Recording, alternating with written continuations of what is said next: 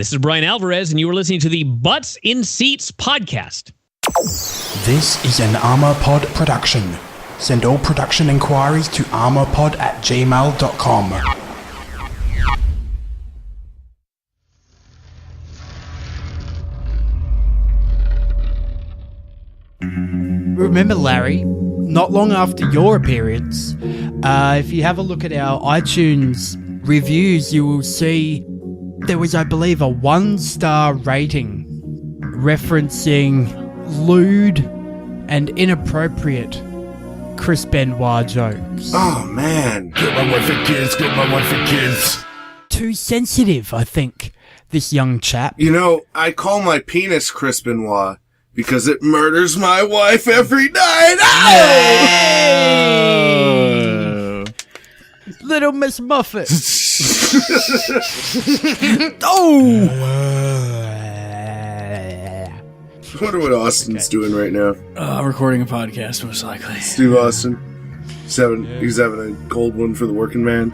I'm just gonna sit over here at 317 Gimmick Street because my wife decided she wanted to remodel the kitchen, the bathroom, the bedroom. What? The living room. What? The water closet. How many more rooms do you have? We gotta go. I do have to work earlier this week, so I can't stay up too much later. Yeah, and I gotta put little Chris to bed. You mean your dick? Yeah, that's absolutely what I meant. Okay, we'll just... Jerking off my dick, jerking off my dick. Jerking off my dick, jerking off my dick. Stop it. Damn it. Gonna put the butts in the seat. Talk about pain, blues, and agony. Here's the deal. Billionaire Ted. Hey, it's my ass. You know who I am, but you don't know why I'm here. Give it up, Ted won the world title. This is where the big boys play, huh? Hey, yo. Look at the adjective. Play. We're here to play. Hello, everyone, and welcome to the greatest night in the history of unprofessional professional wrestling podcasting. I am your host, Frank Harris, and this is Butts in Seats. And I am joined by the Thunder from Down Under, Josh Armour, and our special guest host, the returning, the reigning, and defending best Butts in Seats guest host ever, Chun Kee Larry. Who's jacking off? I'm. That was me golf clapping. Yeah, that's what we call it down under. It just sounded like jacking off. Yeah, golf fap. Golf fapping. Good going. Good going. Oh, shit. Mind the birdie. Here we go. Yes, we're back. Ooh. Yeah, I'm back. All right. I'm glad to be back. You welcome back. Hey, you guys. Does WCW still suck on this show? Oh, yeah, it's fucking worse every day. Weirdly enough, this pay-per-view was better than expected, but we'll get to that. For me, at least. I actually enjoyed it. So, yeah, this is Halloween Who Havoc. hurt you, Frank? Hulk Hogan. This is... Brother. Brother, push. This is Halloween Havoc 1998. And then we are live from Las Vegas, Nevada with 10,663 in attendance and 310,000 watching at home. Up from last month's Fall Brawl, but down from Bash at the Beach and even Road Wild. Apparently the biggest return match in wrestling history, quote unquote, wasn't big enough to beat out Jay Leno and Karl Malone. How are you going to beat my cousin? It's true. You can't. Yeah. He was in the Olympics, you guys. It's true. Fucking Olympics. He was. As we learned, though, he can't deliver on Sunday.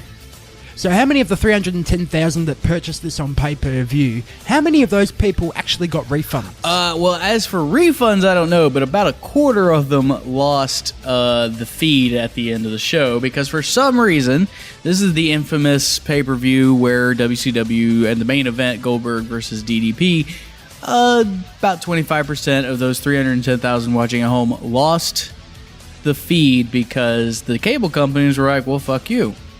Well, you didn't tell us you were going to do this. We didn't give you this much time, so they cut them. And watching this pay-per-view, there's so much filler that it almost seemed like they wanted that to happen or something. I don't even know. This show just should have been called Filler Havoc. Seriously. Halloween Filler. Ugh. It should have been Halloween Nitro. Yeah. There you go. Yeah, it was a The Halloween fucking Nitro Girls were there, you guys. Yeah. I mean, that's For a the good first thing. time in WCW pay-per-view history, the Nitro Girls were there. That's not a bad The thing. Nitro Girls got more pay-per-view time than Diamond Dallas Page. Yeah, actually, if you add it all up, just probably. let that shit sink in. True. I'm just gonna put that out there. That and Bobby Heenan is wearing a sex mask. Yeah, that's Sex Mask. So what'd you guys think of, like, the set? I mean, we had, like, the massive pillar screens kick-ass and the pumpkin. kick-ass pumpkin balloon thing. It's the coolest set. They're way ahead of their time on giant inflatable decorations. Yeah, Yeah. that would be the most lit haunted house at a used car dealership. Right. Ever. You know what I'm saying? Come in for spooky savings. Did you read what the tombstones said? Yeah, there's one that said baguette. I didn't catch that. There's one that says Russo, Oh, really? right? Okay. And there's one that says Wash. W-A-S-H. Yeah, okay, I Wash. saw that one. Is there any explanation for that one? Not Walsh, Wash. Wash. Was me really faint underneath? Wash me. Or my back. My neck, That's my bag. my back, lick my pussy and my crack. No. My Who here watched the Nitros, or at least tried to, leading up to Halloween Havoc? A lot happened in the 6 weeks or so between Fall Brawl and Halloween Havoc. So I'll just give you a quick rundown. We have an amazing emotional return from Ric Flair, the formation of the new Four Horsemen, and the formation of the Latino World Order as well. We even get a reunion of the Blade Runners, because Sting and Ultimate Warrior team up at the main event of one of the Nitros. Yeah. And they act like it's never happened before. Well, wasn't he the Dingo Warrior? He was at the Dingo that time? Warrior at that time. Yeah. So, Did he eat anyone's baby, though? Yeah, Josh? The Dingo Warrior ate my baby. I will eat your baby and I will absorb its power. Hogan. The Dingo Warrior ate my steroids. shoot. So yeah, as Larry mentioned, the communists are on the fashion point this week, especially Heenan rocking a Halloween-inspired turtleneck and blazer and a weird sex mask. He'll be needing that sex mask because the Nitro Girls are here for some reason, dancing for the first time in pay-per-view history, and the commies talk up some of the matches that have been added to the card at the last minute. They mention Ming versus Wrath, Jericho versus Raven, a match that happened on the Go Home show for this pay-per-view, by the way. Disco versus Hoovy with the winner taking on Kidman. So that's a total of 4 extra matches, counting the winner taking on Kidman. So, of course, this pay-per-view was infamous for running over time. I don't know if anybody decided to go long. I think it just happened that way. In a very WCW way, it happened that way. WCW was out of control. More than anything else, we were out of control backstage. At the beginning of the show, in the commentary, I think with maybe the first match, and I said, we're going on the fly, which is the way we've been doing it as of late. And that was me kind of being a smart ass, trying to rib on the square to the guys in the back that we don't know what the fuck we're doing all the time. And we are out of control. And by the time we got to Hogan and Warrior, we were way too long. Billy Silverman is asking for the medics to come and help Sting out. If you listen closely, Jackie Crockett, who always approached it like it was his business when it was years ago, you'll hear Jackie Crockett screaming to get the motherfucking medics out here right now, because the show is running long and things were taking a long time, and it took a long time for the medics to come out and all that stuff. And that took some time as well. Adding matches, having Glenn Gilberti wrestle twice took too long. So as a result, they actually have to give away the main event the very next night on Nitro for free. And it sets an all-time cable television viewing record for professional wrestling. A lot of cable systems would offer the Tuesday replay for free. And then they would offer a rebate on the purchase price of $29.95. Did you ever get a number or have any idea of what you think this mistake would cost WCW? Monetarily, no. I never got a number. But moving ahead, it cost us big time. Now, of course, it helped us with the biggest rating ever, right? Right. It was a loss win. But again, it goes back to this thing. And I believed it at that time, and I still believe it today. When you fuck the fans over, your business is starting to go to shit. And that's how we started to fuck the fans over. Sure, we gave it to them for free the very next day, but you don't promise them something and then not deliver. And you don't promise a card and do a fucking no-show. So, of course, as is standard for WCW pay-per-views at this time, Mean Woo by God Gene is out to talk to Rick Steiner. Hopefully this will go better than the last time chatting when they are interrupted by a talking killer doll. That's right, on Monday Nitro. Since Fall Brawl, a series of maniacal laughs was heard throughout the arena and on subsequent Nitros and Thunders, leading to Chucky appearing on the Turnertron to give Rick and Mean Gene a piece of his mind. Josh, splicey that clip. As much of it as relevant, at least. Take a look. Get that dummy out of here. We're trying to conduct an interview. Hey, cue ball. Who you calling a dummy? You're standing there with the genetic throwback who barks at the moon. I'm doing love scenes with Jennifer Tilly, and you're calling me a dummy? Say it again. Yeah? We call you. You're a dummy. Hey, what's the matter?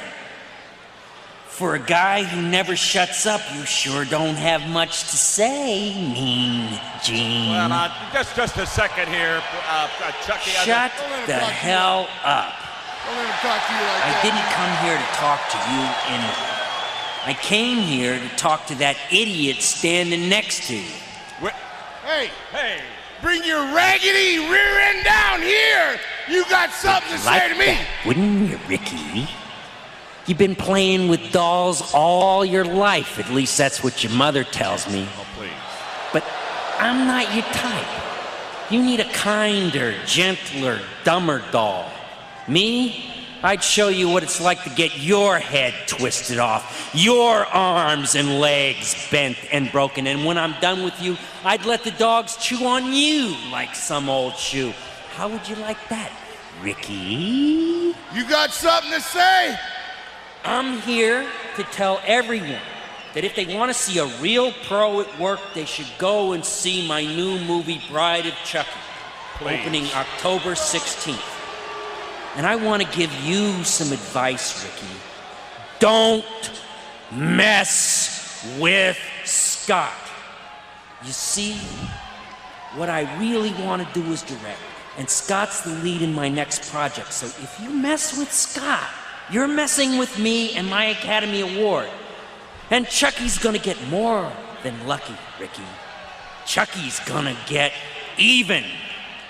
Well, that's insanity. That's lunacy. Bro, fucking Chucky is cutting a promo on Mean Gene Okerlund and Rick Steiner. Right. And at first the crowd's kind of like, okay, I can get in this. And they're kind of, like when he calls Mean Gene a bald son of a bitch or whatever and tells him to shut his mouth, everybody's kind of pops for that. And then it all just leads to him going, see my new movie, Bride of Chucky. Yeah. I'm fucking Jennifer Tilly in sex scenes. But you don't see it tits, but so it's not as good as Bound. Right. Yeah, it's really bad. And so, yeah, this is definitely Bride of Chucky era. And that was the first movie that really dove into the sort of corniness inherent in Chucky. I mean, if you remember, the movie opens with them. What about Chucky's gonna be a bro, dude? That's Child's Play 3. Yeah. Well, maybe Child's Play 3 is probably a little bit is when that first started. Okay, but this followed through because you remember the opening scene of the movie there at the evidence locker where he's at. It's got Jason and Freddy's mask. It's got Freddy's glove, Jason's mask. That movie was directed by the guy who did Warriors of Virtue. And if you don't remember Warriors of Virtue, that's Kung Fu Kangaroos, bro. Yeah, the Kung Fu Kangaroo Power Rangers, yeah. Yeah. Kung Fu Kangaroos? How have I not heard about this? Warriors of Virtue, okay. Warriors of Virtue. Brutal. Look it up. Google it. Yeah, whatever. There's Kung Fu Kangaroos. This shitty pay-per-view that you guys made me watch. Let's get back to that. Yeah. So it started off with a giant talking kangaroo comes out and, well, close to it, actually, Buff Bagwell does. Another, as I say here, this time, however, Rick is interrupted by Buff Bagwell, another doll that has come to life to fucking murder. He's rocking a FUBU jersey, which stands for Us by Us. No joke needed there. Just thought I would mention it. I wrote Buff Bagwell dressed like an extra in New Jack City. You know what I love here is that, this whole Rick Steiner versus Scott Steiner thing, I mean, these guys were a tag team for years. Since they were born. Yeah. Now, brother versus brother. Right, important stuff. You're thinking blood feud to an extent. You're thinking heated emotional conflict right here. Yeah. And Rick Steiner's just like, no, it's not brother versus brother. He's just another guy. I'm going to beat him. I'm like, for fuck's sake, are you fucking kidding me? This whole Steiner versus Steiner thing has been put off by Scott because he's so afraid of you because you're so mad and angry at him that you're going to beat the fucking shit out of him because you're his brother. How dare he turn on you? And no, it's just another guy. Oh, for fuck's sake. Tonight, Gene, it's not brother against brother. He's just another opponent that I'm going to come out here and teach him a lesson. Tonight, Gene, it's the hound in the pound, and I'm going to get down. Buff, you want to be in my corner?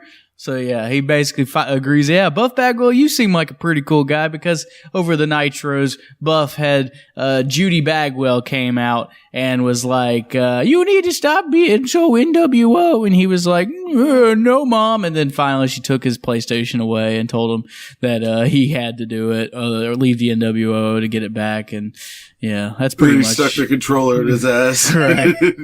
There was just a secret camera that just watched him freak out. He did that little dumb dance he does. Right, yeah. So Rick Steiner, he ends up basically trusting Buff. Buff is like, I'm going to be in your corner. I'm going to watch your back. And I mean, to be fair, it was like 3 weeks that Buff was a quote-unquote good guy. So it wasn't just like last week. They were just like, now he's a good... So, they did a pretty good job of making you think this is the Buff face turn you've always wanted. In my opinion, he's the dog-faced dummy. We talk about Buff is the stuff. He's the hound and the pound, and he's going to get down. Right. So there's that. And the dog-faced gigolo. The dog-faced dickhead. And then we're off to our next match, our first match, rather. I got this one right here.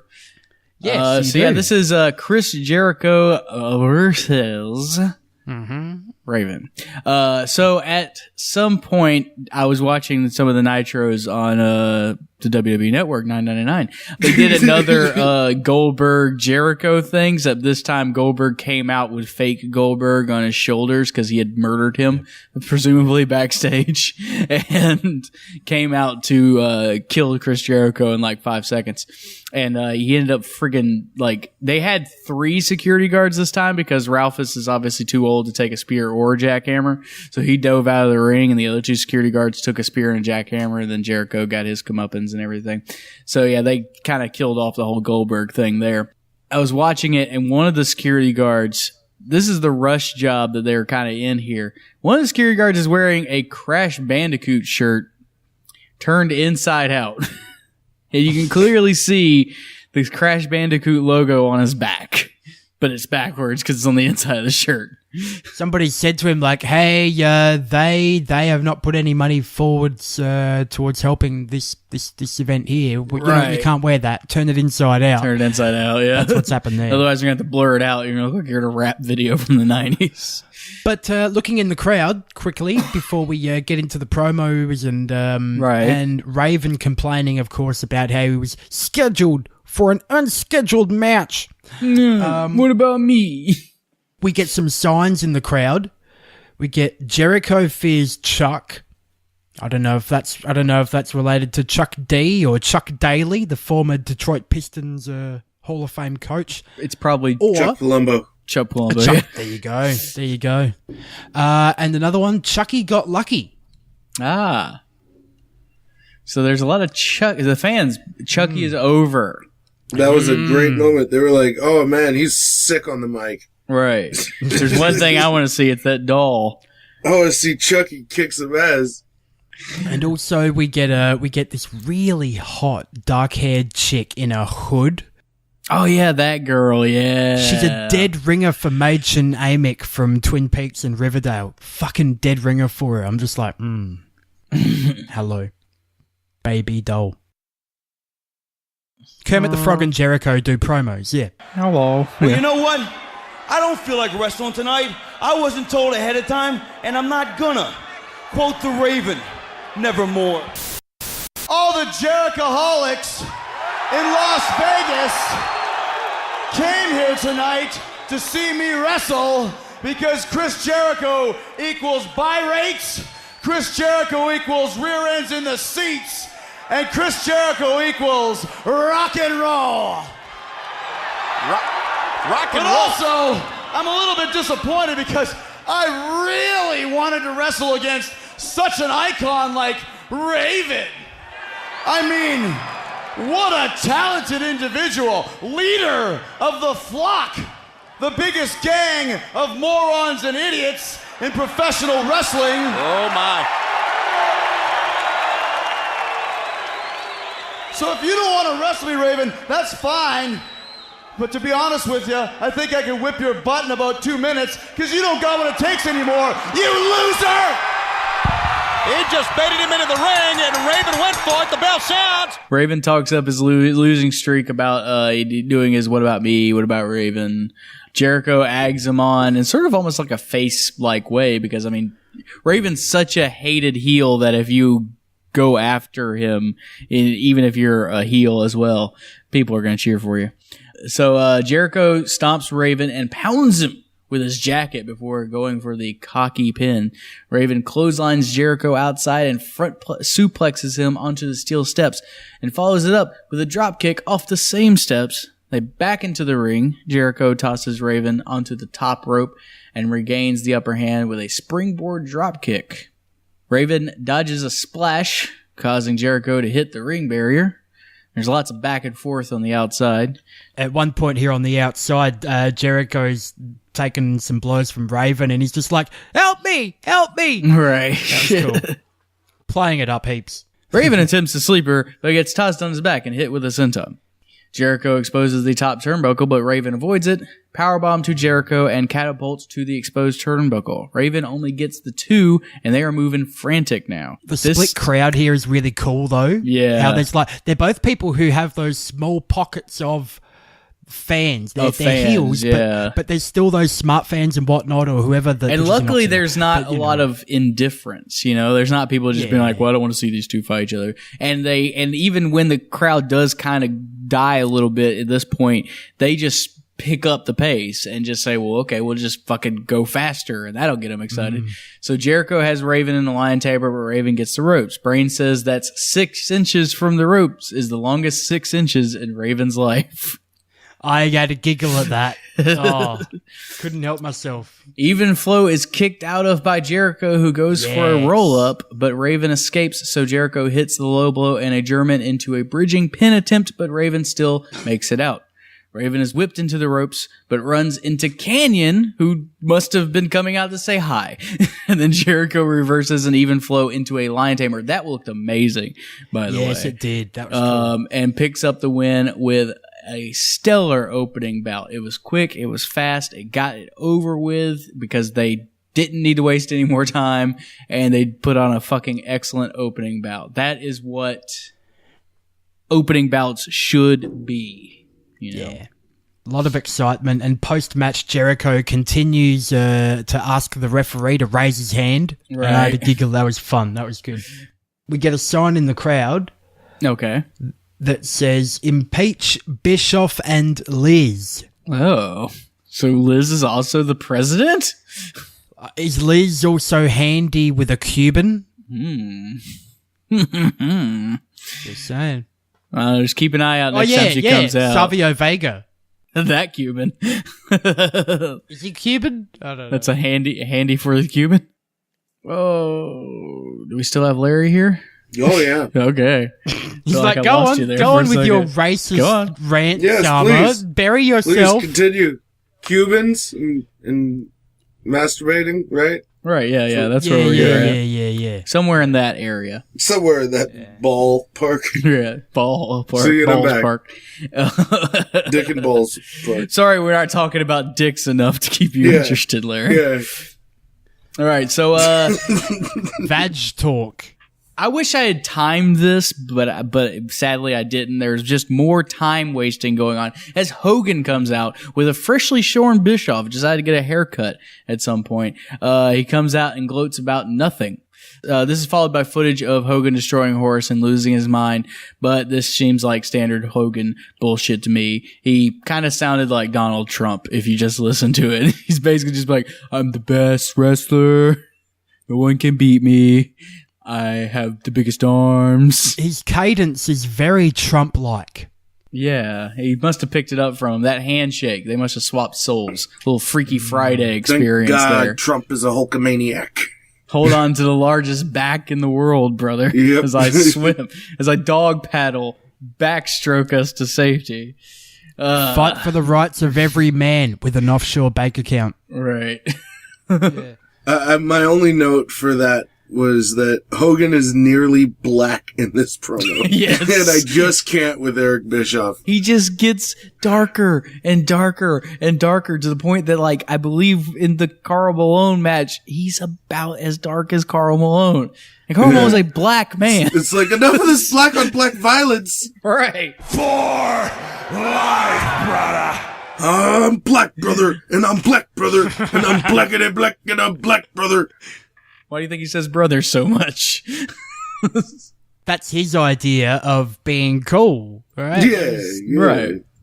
One more thing that I noticed is that a lot of the wrestlers dressed like they were coming off of a hip hop video. Like, at this time frame, there was a lot of that. Yeah, this definitely was, especially the Wolfpack. Yeah. I mean, as we mentioned with Kevin Nash on the earlier episodes, he looks like he's trying to be your dad. Like, he's like your dad that still wears, like, oversized pants. Yeah, he's like, look, I'm wearing my bandana backwards. Isn't that cool? Right. There was a show a few months ago here where he's like, he comes out there on the pay-per-view and he's like, West Coast Rider! What the fuck? You're Nate Dogg. Right. Well, they smoke enough weed to be pretty legit, so I think it's okay. Yeah, they were backstage listening to the original Chronic. Yep. Him and Scott. Hey, listen, Scott, fucking hungover. I listened to the Chronic, and like the next episode is probably like one of the greatest songs ever. And no, it was more. What? It was more like, hey Scott, have you heard Doggy Style? Yeah. That album's amazing. Right. I mean, I listened to it and this is music, man. What? This is music. What's my motherfucking name?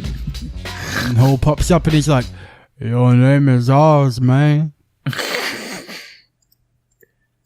That was my old name, man. That was my old name here. You fucking I'm diesel. not that guy That was my anymore. slave name. Now I'm Malik Shabazz. Kevin Raheem. Ahmad Rashad. Ahmad Rashad. Okay. Mario Van Peebles. Common world peace. So we get Bobby Heenan with a nice little gargoyle joke. Hey, what do you think about that gargoyle here tonight, Brain? Well, I was just talking to her out back. I met her only about an hour ago. Fucking the best entrance ever. Best entrance way. Best set. It's just giant so cool. balloon, and it just wiggles when people are just coming wiggles out. and jiggles. Just wiggles. Oh, yeah. Like a giant jello mold of the devil. It's getting all Norman Smiley up in this bizitch. And then we get our next match. Ming versus Adam Bomb. Oh, no, hang on. His name now is Wrath. His name is Wrath. I'm the Wrath. Have you looked up a picture of him recently, Wraith. by the way? Looked up what? A picture of one Mr. Brian Clark recently. I thought he was dead. No, he's still alive. He's still alive. Oh, okay. Still there you alive. go. That's a man.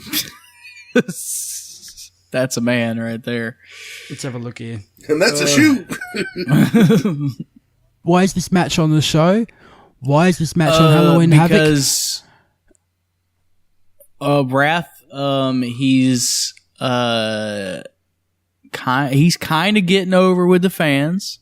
And Pacific Islanders are scary. Yes, and Pacific Islanders are very frightening. So they're trying to get him out there, expose him a little bit more. I guess that's the only reason why. But again, we don't need this. Ah! He looks like the guy from Moana! What can I say? Except you're welcome. And he just fucking murders somebody by crushing their face with his bare hands. What can I say except you're welcome? Hornswoggle comes over and fucks the stump while sucking on a Billy Gunn toy. So anyway, Ming versus Wrath. We're here, right? We're here. We might as well talk about it. Very quickly, we will. Outside early on, Wrath puts Ming's head into the steel guardrail, our good friend the guardrail here at WCW, and he sells it. Then he goes into a turnbuckle, and he doesn't. Now he's impervious to skullduggery. The skullduggery? From Pro Wrestling's Greatest Secrets Revealed? Exposed? Yeah, exposed. That's right. Oh, man. Brett's rope lariat takes him down for a 2 count. Ming returns with a crescent kick. Not a super kick, a crescent kick we're going to call this. Oh, that sounds delicious. A backbreaker for 2. There's a few strikes, a bit of this, a bit of that. Did you get when Wrath goes in for the shoulder block on Ming? Because it looks like Wrath hits a shoulder block on Ming at one point. Right. He just drops to the fucking ground. Like Wrath hits, it's literally like he hit a brick wall. Like he hits him with the shoulder and then falls straight to the ground, and then Ming bumps after that. Right. Like a full-grown man's momentum is stopped instantaneously when it hits Ming, and then Ming goes, and falls over. A bit of gibberish tribal grunting there. I'm sure. Hoss, bit of that action. And Wrath comes back with a rock bottom for a 2 count. Then it's time for his finisher. The Atom Bomb. There's I don't know. It's like a 5-minute match here. There's the meltdown. It's called the pump handle into a power slam. That gets a 3 count. I mean, that's the match. I can't. You know what? There's no point. I want to say no point. Call it the meltdown, but I'm not completely. This was okay, but it was nothing to write home about. The only thing I was thinking that whole time was fucking Ming having his own Crescent Kick Party t-shirt. And it's just the Pillsbury Doughboy with a boot embedded halfway in his doughy fucking face. He's just like he's got a fried pig just for no reason, just in the pit. So yeah, all right. So that was Ming versus Wrath. Why was it here? Who knows? But it happened.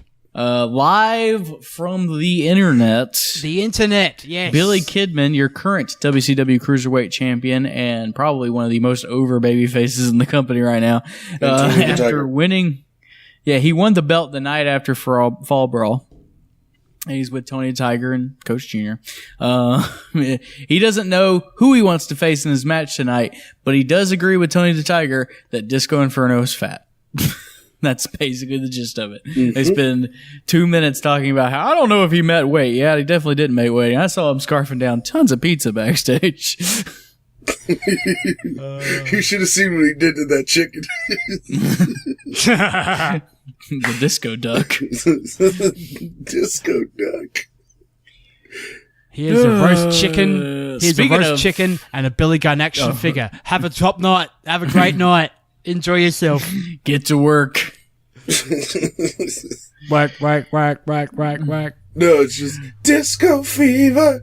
Disco fever. Yes. Yeah. We have goobers at ringside. We have those goobers at ringside with no rhythm. That means it's time for Disco Inferno. Oh man, those people love dancing the disco dance. All I know is that Hoovy agrees that Disco is fat, and he stooged him out about not meeting his weight. That's the only thing. It's the only note I have about this match is that apparently Hoovy was backstage going, "Hey man, that guy's too fat, man. He can't be no cruiserweight. He's more like he needs the loser weight. You know what I mean?" I have this question. Yes. What the fuck is a Disco Inferno? It's a fire that a ton of people in the 70s died in. I don't know. What is his character? What does he mean? What does Disco Inferno mean? What does Disco Inferno mean to He's you? an inferno of disco dancing action. Hence the name. Well, of course, there was the song Disco Inferno, Burn Baby Burn, Disco Inferno. Mm-hmm. Yeah, so or that other version. Burn, David, burn, wacko inferno, burn, David, burn the commune down, yeah, burn, David, burn, wacko inferno, burn, David, burn, set my kids on fire. Can't make fun of David Koresh like that. I really don't understand what he's supposed to be. He's a disco man. Like, he's John Travolta in Staying Alive. If John Travolta in Staying Alive decided that I'm not talking about Saturday Night Fever either. I'm saying the sequel Staying Alive. Yeah, no. And he was like John Travolta in Staying Alive. If instead of being instead of being a Broadway dancer, he was like, I'm gonna be a wrestler, which would have been a better movie. You guys, this match wasn't good. No, it wasn't. We don't even have to talk about it. We can move on. The Nitro Girls come up right afterwards. It's really not a good match. And it was obviously booked at the last minute because they had no time to really do anything. And all they knew is that Disco had to win. So figure it out. And I just feel like, why are you putting Disco Inferno in the cruiserweight division? Yeah, he's definitely more of a TV title contender, and what does his style of wrestling have to do with cruiserweight wrestling? He's manipulating the scales. Oh yeah, no. He's got to be putting a finger on that weight there, just. Well, yeah, because for the first time in 3-4 years they've had the cruiserweight title. Now's the first time they're actually bothered with weight limits to be eligible for the belt. He's still, I guess when they decided to transition Jericho out of the cruiserweight division, they had to transition someone into it, and they also transitioned Benoit out as well. He's been transitioned out for a while, so it's just like Andy Malenko too with the Four Horsemen thing. So it's just like, look, we got to restock this cruiserweight division. Who do we got? Disco's, he's only 5'11". Okay, he's cruiserweight then. He's a little shorter than everybody else. He's a cruiserweight now. No. Well, Disco Inferno wins. Who's supposed to be the bad guy in the match too? Disco Inferno. Hoovie's been a face for a while Hoovie's, now. yeah, in Hoovie's 1998. still a babyface, but nobody cares about Hoovie because they squandered any opportunity after ripping the mask off of him to really try to build him up. And, you know, between winning the title and then losing the title and then winning the title and just hot shot booking that they were doing with him, it just kind of killed his momentum. So he's in a match where he gets to lose to fucking Disco Inferno. Nitro Girls are out now. You ever look at their faces while they're dancing? Just that dead stare. Just some of them have that dead stare. Other ones are smiling way too much. Like an uncomfortable they're very level of smiling. expressive. Yeah. They're expressive with their faces and their mouths, the way that the way that a virtuoso guitarist is when ripping out an emotional solo. Right. And there's just like, wow, and you could like the I just want to face take. is I just want to silence like open. a clip of my Nitro Girls dancing. I want to silence it, and I just want to put in the noises that I think they're making. I'd rather hear the remix of Mad World. All around me are familiar faces. Just going in slow motion, and then like in black and white, and then like the overlay of one of their excited faces passes over. Do the air horn version of it though.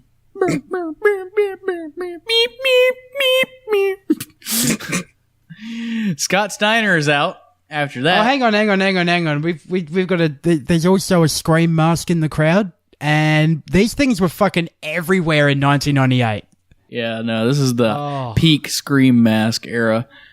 Oh boy, God. Yeah, and that Bride of Chucky didn't have any kind of reflection of that. Right, yeah, there wasn't a single kid out there wearing a Chucky mask. Wasn't that a PG-13 movie? Bride of Chucky? Yeah. It was a terrible movie. Did I mention the director of Warriors of Virtue did it? Yeah, I think you mentioned that. Yeah. Just to keep track of what could be causing this pay-per-view to run over time, folks. The dog-faced dummy and Buff Bagwell. So there you go. There's that. Then you have Hogan coming out there for a promo. You've got two segments with the Nitro Girls. And we also had Billy Kidman at the internet. I can't imagine how they went over time. Surfboarding through the internet with Tony the Tiger. Now, to be fair, they always have the internet. They always have the internet. That's true. They don't always add 4 extra matches to the pay-per-views, though. And a shit ton of promos that mean nothing. And Nitro Girls. So we can give Tony the Tiger the pass, but those Nitro Girls, you are on the shit list. I just see Billy Kidman in his little white tank top and his blue jean shorts just being caressed ever so slightly at the hip by Tony the Tiger as they ride a surfboard through binary code. Listen, Billy Kidman, you ever seen a grown man naked? I'm like 25. What are you talking about? Oh, you look like a child. Good enough for me. You can win if you dare. Scott Steiner comes out there, right? Yeah. And he's apparently in a box and he's ready to pound. Is he talking about pussy? He's going to be pounding some box. He's had sex with freaks. 200,000 women, right? Las Vegas, Right. and I don't even know what's going on right now. I've been partying forever, but this place isn't enough of a party for me. It's like a vacation. They got some wicked steroids here. Vegas. Tourists are fat. So Scott Steiner challenges Buff and Rick to a tag team championship match. Did you know he was the tag team champion? I forgot. I had no fucking idea what was going on with the tag belts. It seems like every show when the tag belts have come up, we go like, well, what's happening with who's them? the tag team champion? Yeah, it's like a completely forgotten belt. Giant has a wound on his arm out of nowhere. And he calls Rick a barking dong with no bite. He doesn't say dog, he says dong. And Buff a pretty boy with no guts. And then JJ Dillon comes out and makes it official and also finalizes a match that was already booked. So that's an extra match on top of this. That's now 5 extra matches that we were at. So when did Scott Steiner win the tag belts? And did he win it with the Giant? Or maybe the NWO has them and they're just Freebird ruling it or something. Like, yeah, we're going to defend the tag team belts. Hang on. Didn't the Giant and Sting win them? Yeah, the Giant was the last time. Point? That was the last time I remember anything happening with the tag belts. There's a lot of nitros between that, of course. That was months ago. So what happened? Did the Giant then turn on Sting and then they strip it and then there's a war? I don't fucking know. Well, I could Sting's look it up. Wolfpack. I could look it up, but I'm not going to. Sting's Wolfpack and Giant is fucking black and white. Right. So I don't know. Fuck it. You're gonna make me do this. Ugh. Yeah, because I would check it on Google. This is all your fault. All right, so in January of '98, the Outsiders won it on a Nitro from the Steiners. Then the Steiners won it from the Outsiders in February, and then the Outsiders won it from the Steiners in February. And then this is when the Sting and Giant thing happened. Sting and Giant won the titles after Hall turned on Nash and hit him with one of the title belts. They were vacated. WCW vacated the tag team titles after the tag team of Sting and Giant was split up. And then Sting and Kevin Nash won the titles on at the Great American Bash, so we forgot about that one. I didn't do the Great American Bash, so I don't remember this happening. I don't remember it. Sting won the championship in a singles match against the Giant, in which the winner would take control of the tag team titles and choose a partner to defend with. On the following Nitros, Sting chose Nash. Okay. So now Hall and the Giant win it on a Nitro in July. Rick Steiner and Kenny Chaos, of all people. Why? So I guess after on the next night Nitro, Kenny Chaos was picked as the next champion. So spoilers for anyone wondering what's going to happen. So yeah, what is going on? I can't imagine why anybody fucking didn't care about this. It all doesn't make any sense, but somehow they're in a fucking tag team match. Now, gotta have Josh do Alex Wright and Fit Finlay. How was that match, Josh? Oh yeah, it was pretty good. Okay, moving on. Singles match. I mean, the only thing about that fucking Fit Finlay match was that they had said that Fit Finlay hurt Alex Wright's dad. Yeah, he broke his dad's leg. I'm like, okay. You gonna just throw this in there? This is gonna. He just danced extra angry. Right. I love how Alex Wright, he goes to hang his jacket over the rope before the match starts, and he's just hanging it there thinking there's going to be a ring girl come along in about 2 seconds and pick it up. Right. And then she's nowhere to be seen, so he just drops it like, And then 5 seconds later, you see the ring girl come along and she picks up the fucking jacket finally. I love that. Sorry, I was on the phone. That was the best part of the whole match. Yeah, the only note I have is Finlay broke Alex Wright's dad's leg. Seriously? I assume that happened at some point in World War II. Like, yeah, around that time period is what I'm imagining. But like a 2-year-old Finlay comes out with a tire iron and bashes Alex Wright Nazi dad in the leg. Mine! My kneecaps! 2 minutes into this match, 9! That was everyone's reaction in the crowd. Mein Cap. My kneecap. My kneecap. Strudel. I don't know any German. Strudel. And then guess what? We're going back to the internet, this time with the cats. You know, the cats are big on the internet. So Ernest the Cat Miller is there. Ernest doesn't understand who Muhammad Ali or Evander Holyfield are. Nope, never heard of him. And he also likes to beat fans up. I love simplifying the promos from the internet down to like the most simplistic interpretation of it. It's a cat and a tiger. It's like there's a cat and there's a tiger, right? And then the cat doesn't know who Evander Holyfield or Muhammad Ali are. And he also likes to beat up fans. Did we cover the fact that Alex Wright won with a neck breaker? Oh, no. Alex Wright won with a neck breaker for a 3 count. Yeah, there we go. Moving on. This one I'm okay with talking about a little bit more. Josh has the notes for Lodi versus Saturn. Oh, my God. Lodi's been the shit stirrer of the flock with his signs. One question, Larry, what's a Lodi? That was actually a fucking question that I had asked. Is what in the fuck is a Lodi? It's a low dick, right? It's a Lodi. Lodi. He's gonna some stank on that hang low. Okay. Some stank on that hang low. I thought it's because he's always loaded. Probably. I also had a couple of other notes that I had taken for this whole exchange. First one was, what in the leather daddy is going on with Saturn? I say, yeah, Saturn has gone full leather daddy. I don't know if Saturn actually was an Army Ranger. Daddy in town, but disciplined daddy, around. Lodi looks baked as fuck, and Saturn looks gay as fuck. Oh, yeah. The As Fuck Brothers. And apparently Saturn was Lodi's slave. Yeah, they was. They had a dom sub relationship going on there for a bit. Bisexual Bob Hoskins. Yes. I think I don't know. I had to look it up. Saturn was in the Army, but I don't know actually his because he was only in the Army for like 6 years. So I don't know if he was actually an Army Ranger. Yeah, he was really into semen. He was in the semen. Navy SEALs. Woo, Navy SEALs. Navy SEALs. Crazy feel. Oh, God. Hulk Hogan's heroes. Oh, God. He gets bashed to death with a fucking tripod after doing dirty movies.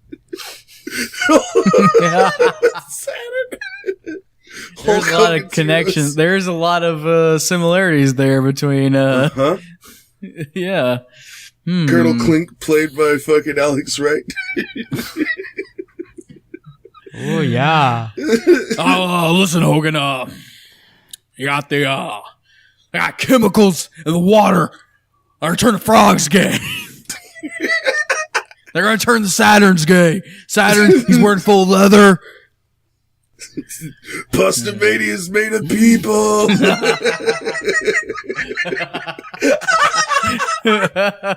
There it is.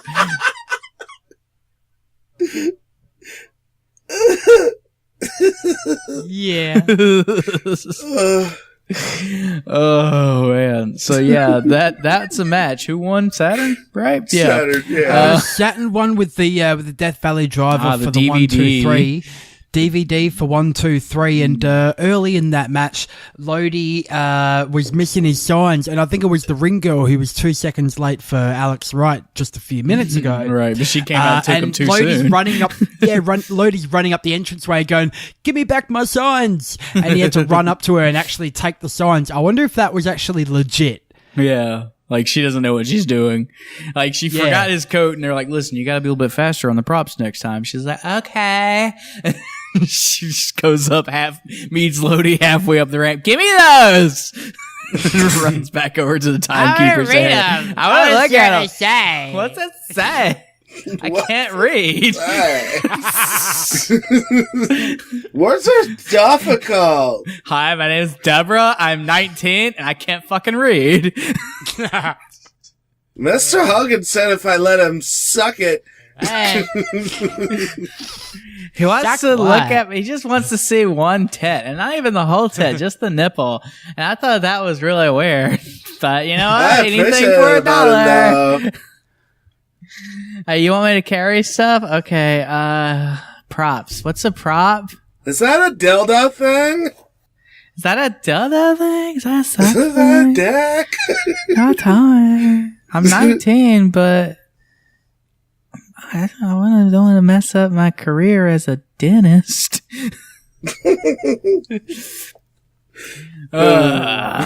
So we get a nice recap of the Buff situation with Judy Bagwell and Scott Steiner and all that jazz. And then guess what? The Nitro Girls are back. No. Never have I been more upset to see pussy. Right. Just like It's it's like the first ever half-masted hate boner. Yeah, and as usual with the Nitro Girls, all doing the same moves, just in a different sequence. Right. Every single time. They've just got the same moves and I'm just put them in waiting a different order. I'm just waiting for them to get some Stacy Keibler action going on. Then I'll be happy. When we see some Stacy Keibler, then I'm okay. I'll be that Keibler elf. I'll get up in that tree. See where she's making them cookies. Her pussy.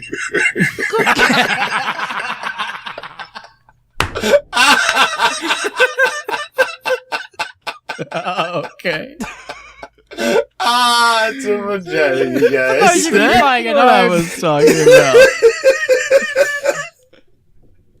Oh, man. Okay. All right, so Larry, WCW Cruiserweight title match. Pussy fever. Yeah. Pussy fever. Stacy Keibler's cookie pussy. Stacy Keibler. Yeah. This is the WCW Cruiserweight title match. Billy Kidman versus the challenger, Disco Inferno. I will say, I finally started paying attention to signs at this point. There was a kid in the audience who had a sign that says, "Bring back NWOCentral.com." Wait, what? Yeah. He said, "Bring back NWOCentral.com." So I went and looked for what happened to NWOCentral.com. And if you remember, while we were trying to get this episode done for the past year and a half, I sent a screen cap from a Scott Hall fan page. This was part of the web ring that NWO Central was in. And was this part of the dark web? So we've been hearing about. No, this is just GeoCities. Totally this is just GeoCities and Angel Fire. That's all it is. So yeah, this guy had a Scott Hall fan page, and he literally stopped updating it. He ran out of those AOL discs. Yeah. 30 hours. Gave me my mom, I had a 500-hour disc, and then I ran out because I was running a server out of my bedroom. Scott Hall's the best wrestler ever. I hope he gets better with his problems. But also, as a part of that, I found... going to be back in WCW. As part of that, I found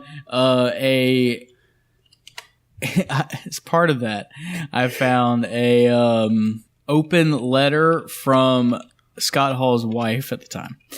So I want to read that for you right now. Put some sexy music on, Josh, now. Dana Hall speaks out. An open letter to anyone who cares. This will be relevant to the time. October 7th, 1998.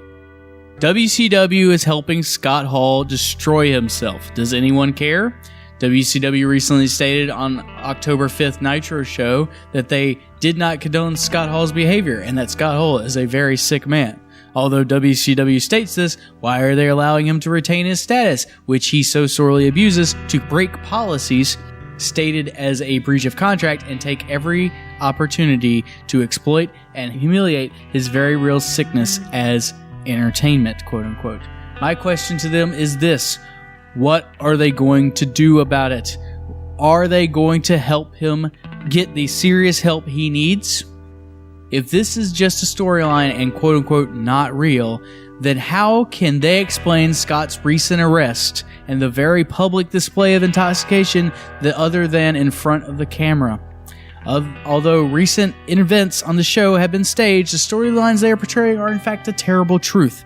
Scott has had ongoing addiction problems for more than 20 years, resulting in the destruction of his marriage and his family. Is this entertainment?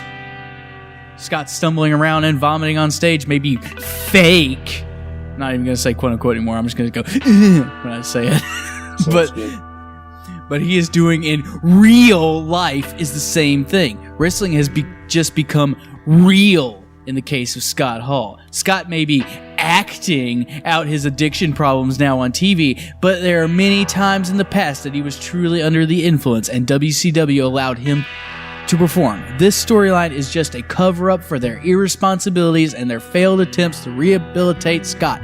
Now they have decided to exploit his very real problem with his addiction to drugs and alcohol as a means of entertainment to the fans for profit and ratings, only to stand by and watch him destroy himself. She's got a point. Can I just say, Road Warriors? That was Russo. That was Russo, though. This is Eric Bishop. Bro, Frank, listen. I'm ratings, sorry. Okay, Sorry, bro. Vince. You want Sorry, ratings? bro. You have somebody commit suicide. Listen, if I was doing the Scott Hall kill storyline, themselves. he would have blown his brains Bro. out in the middle of the ring, bro. He would have just pulled a shotgun out, just Kurt Cobain'd it just like that. I'm telling you, bro. Would have been numbers. Tragedy sells buy rates. Equals buy rates times It sells them. the number of people who vomited while watching your show divided by the number of children scarred for life. That's ratings, bro. People will buy a buy rate if there is A buy rake? a chance. The wisdom of Vince Russo. Look, I'm terrified of Jim Cornette. I'm frightened of that man That tiny talking man. about me, so I'm going to send him papers, bro. But seriously, for anybody who's watching WWE right now, tell me that motherfucker doesn't have a job. Tell me that motherfucker doesn't have a job. That Jason Jordan storyline, I smell Russo. I just smell it. It just comes from it. Bro, he needs a Negro child, bro. You know what would get the people talking if he had a black son? What? It's 2017, Vince. What are you talking about? Make him gay. Look, I don't like gay people. I don't like wrestling fans. But, bro, if we have a gay black man who's an amateur wrestler, and then we make him Kurt Angle's son. He's got Olympic gold in his blood. And then we give him actual golden blood. I don't know how we'll figure that one out. We'll maybe we'll do it with special effects. I don't care. Golden blood.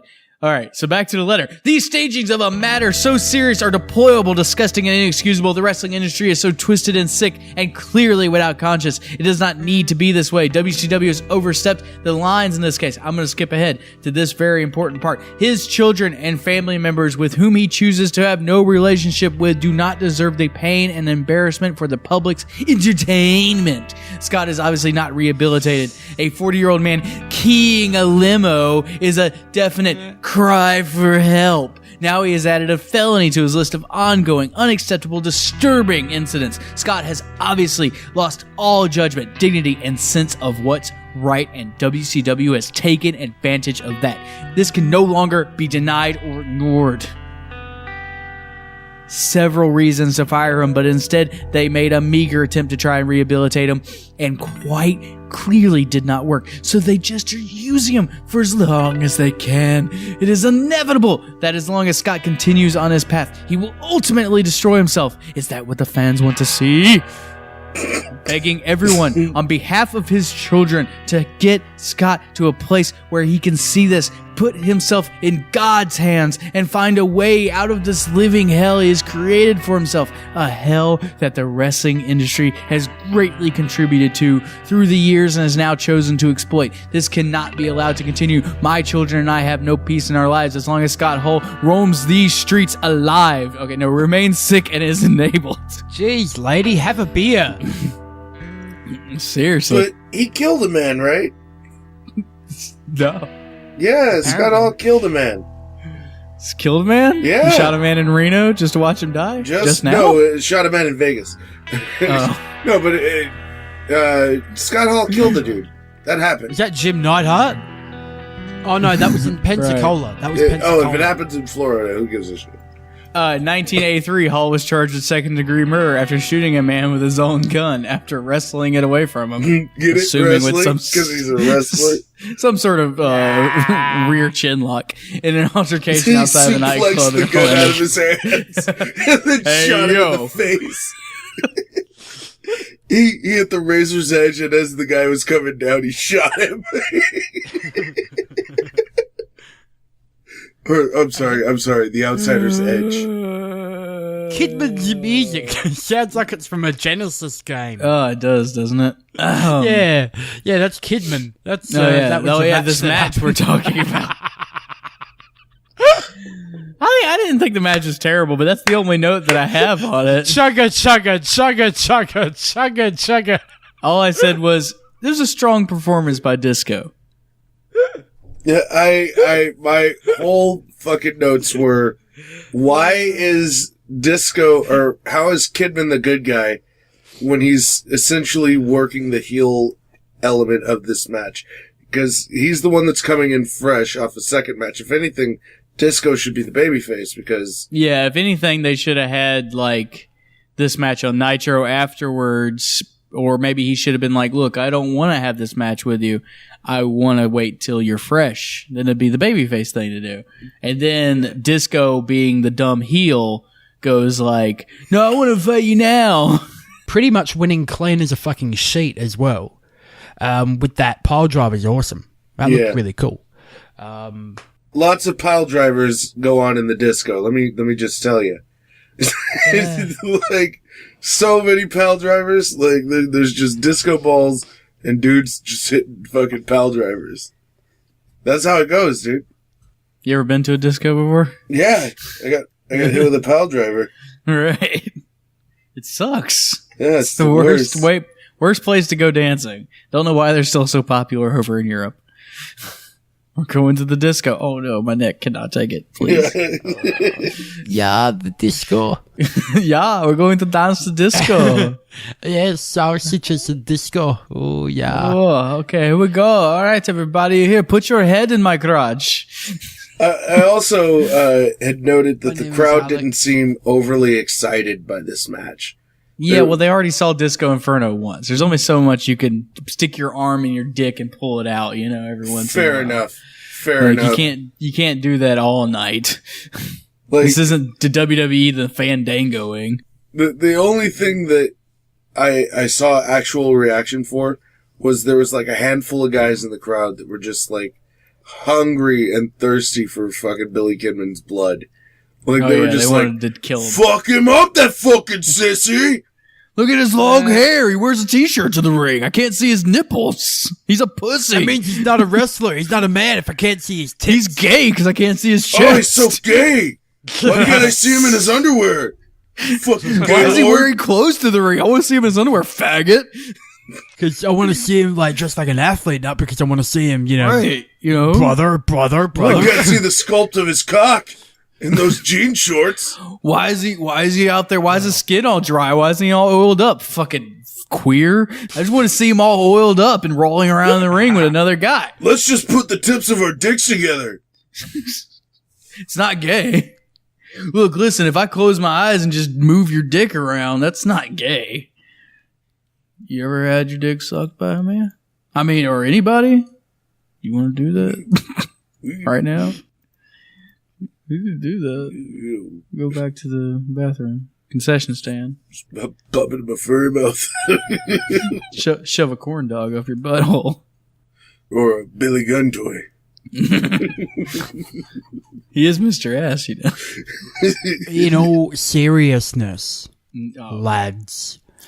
What happened to Scott Hall is terrible. This so far on our podcast covering these 98 shows is the best competitive Disco Inferno that we've seen. Oh, yeah, yeah. Like, it's peak. At least he's a contender. He's a real contender here in these matches, the way they've put him across. The matches we're skipping are matches that were added to the card at the last minute for no fucking reason. Good reason why we're kind of like, look, we got to get through this because we want to get through this just as much as they should have wanted to get through this. But that's not to take away from Disco's performance. I mean, I enjoyed the match. I thought the match was great. That's what I said. Strong performance by Disco. Disco put in some fucking work. Kidman did the fucking Kidman bomb, by the way. Got the crowd going. It always pops the crowd. Never fails. There's something about a 210-pound dude giving people power bombs that I just don't like. Yeah. It just looks fucking weird. Man, I hate the internet. I can't just look up the word Kidman and get Billy Kidman. I get Nicole Kidman. Nah. Just want to look at him.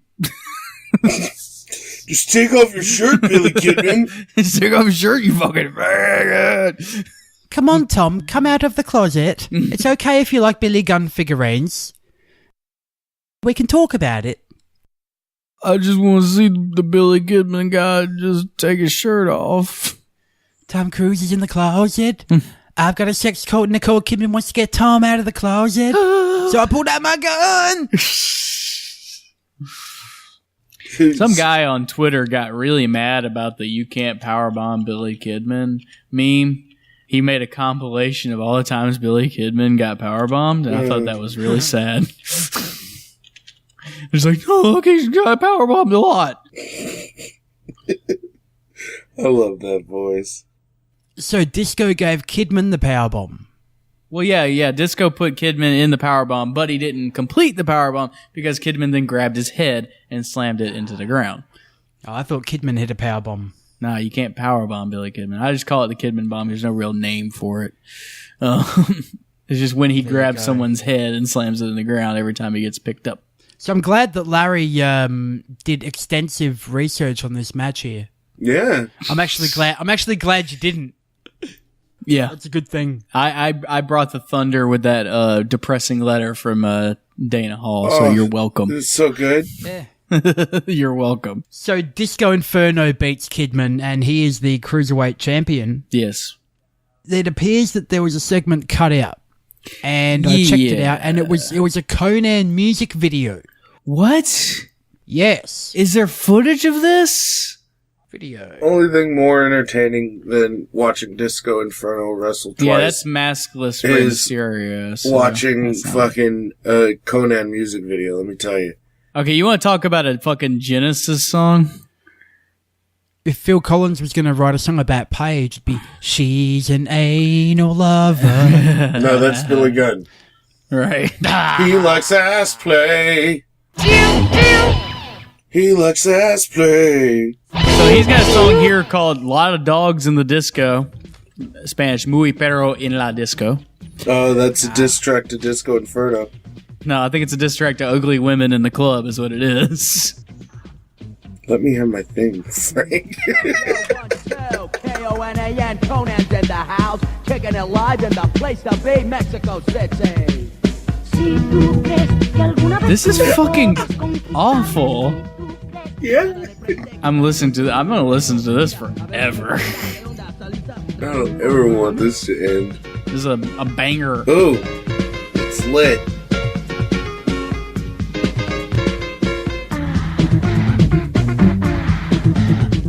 Is anybody listening to it? No. Fuck you! Fuck you! So, Silver King versus Hooven to... Oh, wait, hang on, wrong show. No, Wait, yeah, what show are we on? Dame tu placer, deseo tu cuerpo, dame tu piel, cintura, cadera, Oh! Was that Prince? Oh! Oh! That's Morris Day, that is. Yes. No, that's just somebody just taking it. Or Mr. Belvedere getting air blown into his asshole. Ooh! Ooh! Oh, say. So next up on the docket is the WCW World Tag Team title match. Earlier in the show, J.J. Dillon being egged on by one Mr. Mean Gene Okerlund because he just can't leave well enough alone. Mm-hmm. Booked a WCW World Tag Team title match with the current, apparently, tag team champions, the Giant and Scott Steiner versus the newly faced Buff Bagwell and Rick Steiner. So first out are our champs, Scott and Giant. Giant is just not giving a fuck and smoking on his way to the ring. Yes, he fucking well is. Right at ringside, just taking a big drag. Blowing puffs of it into fucking kids' faces. Yes. He's just a fucking monster. Rick and Buff are out. After that, with Rick's Welcome to the Bungle ripoff song, Scott is buying time to get out of fighting. Lots of jaw-jacking and no action. Giant starts with Rick with stomps, punches, and chops, and an atomic drop. Scott still won't get in the ring, though. Finally, he decides to get in with his brother after he has been softened up a bit by Giant. Rick goes out, and Giant softens him up a little bit more. Rick finally comes alive after an Irish whip and takes it to Scott to a huge pop. But instead of pinning Scott, he gives Buff the opportunity to get some licks in. And of fucking course, Buff attacks Rick immediately. Who didn't see that one coming? Now, Rick Steiner here is, again, the biggest fucking idiot moron in WCW here. He's And the dog-faced gremlin and the dog-brained person. Like...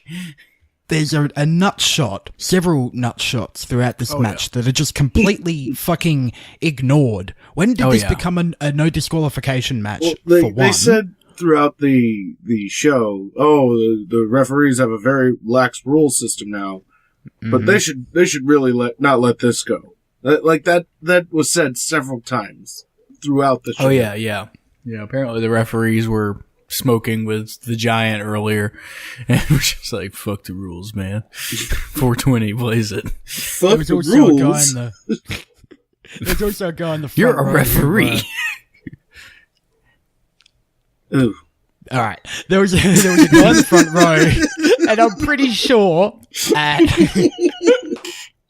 there's a guy in the front row. Fucking shut the fuck up. There's a guy in the front row, and I'm pretty fucking sure, all right, that he yelled at Scott Steiner, "You're on steroids." Way to make it obvious, bro. Nothing vague about that whatsoever. Right, yeah. Keep it down. Nobody needs to know. It's wrestling's greatest secret. Revealed. Right. Who drove the limo? Who drove the white Hummer? Or who raised the title belt on Steve Austin? And who wrote those signs that were handed out at the front door of the arena? Right. Who wrote all these signs? And then right below that was Scott Steiner on steroids. No one knows. I'm all natural, baby. This rage, that comes from my testicles. That are huge. This is from the beef at Shoney's. Yeah. Oh, man. The commentators can't even feign being shocked about Buff Bagwell turning. Oh, no, he went back and talked to all of them, remember? Right. He totally had a meeting with them, and he was like, you know what, you guys, I'm a good guy now. And they were like, you know what, that's cool, we're with it. Look, here's some photos of me walking an old lady across the street. Buff, that's your mother. And it's obviously your front yard. Speaking of old ladies, Heenan did comment on Buff at one point. Yeah, but she sure failed as a mother raising that kid. Well, you can't always blame the mom. Okay, then the dad failed. No, shut up. Head first now. Oh, family failed. Just bring his dad into the storyline while we're at it. Why are we bringing daddies in this? Beautiful Bobby Heenan. Oh, man. I feel like, though, you can't always blame the mother. Like, what conversations are Tony and Brain having backstage where Brain's just like, well, it's all the mother's fault? Like, gee, you got some mommy issues. Like, don't you hate women, Tony? Oh, sometimes I just want to strangle them. How many women have you killed, Tony? None? What? What? What are you, gay or something? What do you mean you never killed a woman? Well, because I'm just tired of women. You ever been with your bro and just been like, hey man, just suck each other's dick? What do you think, kid? Don't look at me. Hey yo. Wow. Buff leaves the ring and Rick to fend for himself, making this 2 against 1. Giant and Scott are just toying with Rick for what feels like an eternity, to the point that the fans start to die. Rick finally comes alive and takes it to Scott, but Scott stops that momentum with a low blow. Giant climbs to the top rope and hits a terrible looking, but pretty amazing for him, missile dropkick. But in true Giant fashion, fucks the whole thing up and kicks Scott instead, sending him about 10 feet in the opposite direction. Rick takes advantage of this and hits the Giant with a Steiner line for a 1-2-3. Your winner and new tag team champions, Rick Steiner. My dad was watching this match with me, and at one point he goes, geez, that count was faster than normal. And right after that, Scott Steiner goes, that count was too fast. That was a fast count. Yeah. Your dad and Scott Steiner are on the same wavelength. That's not a good thing, I don't think. They're in cahoots. That's what it is. So, my dad was jacked back in the day. He was big guy. Roided out. Tag angry. team. Johnny Armour and fucking Scott Steiner. There you go. That's a tag team. Right, yeah. Yeah. Book that shit. Oh, man. Here comes the associates, Johnny and Scott. After some hemming and hawing, Scott is okay. So yeah, now we're on to the no disqualifications match. Yes, Rick that's and right. Scott. There's another match here because I even in recalling this tag match that we just reviewed there that you covered quite well. Brett says 4 out of 10, but that's Brett's opinion. Well, Brett doesn't know what he's talking about. He had a stroke. No. Half his brain doesn't work. Get That's the roughest thing I've ever said. Wow. That's up there. Yeah, I've said some bad things on this show, saying that only How dare ye besmirch the name of thy hitman? Fucking hell. You're right. That was a terrible thing to say. I'm sorry, Bret Hart, who will never fucking listen to this show ever anyway. So he's gonna give you half of a sad face. Jesus Christ, damn it.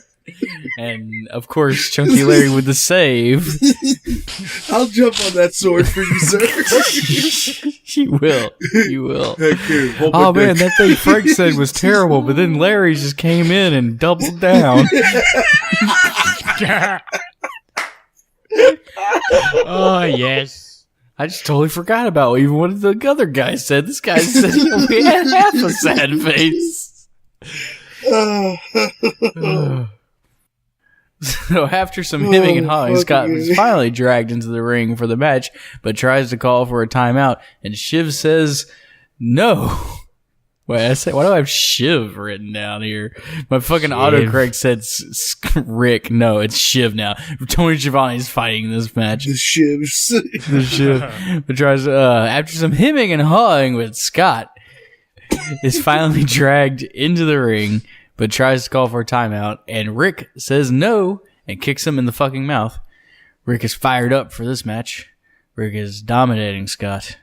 Wonderful camera work while Scott is upside down. Did you see that? The camera guy went upside down. Smart camera guy. I liked that shot. It's very nice. It's very nice. That is a definite, freeze frame. Put that on the Facebook page. Scott stops the action with a low blow and takes control, but Scott hits what I would call a half German and follows it up with a belly to belly.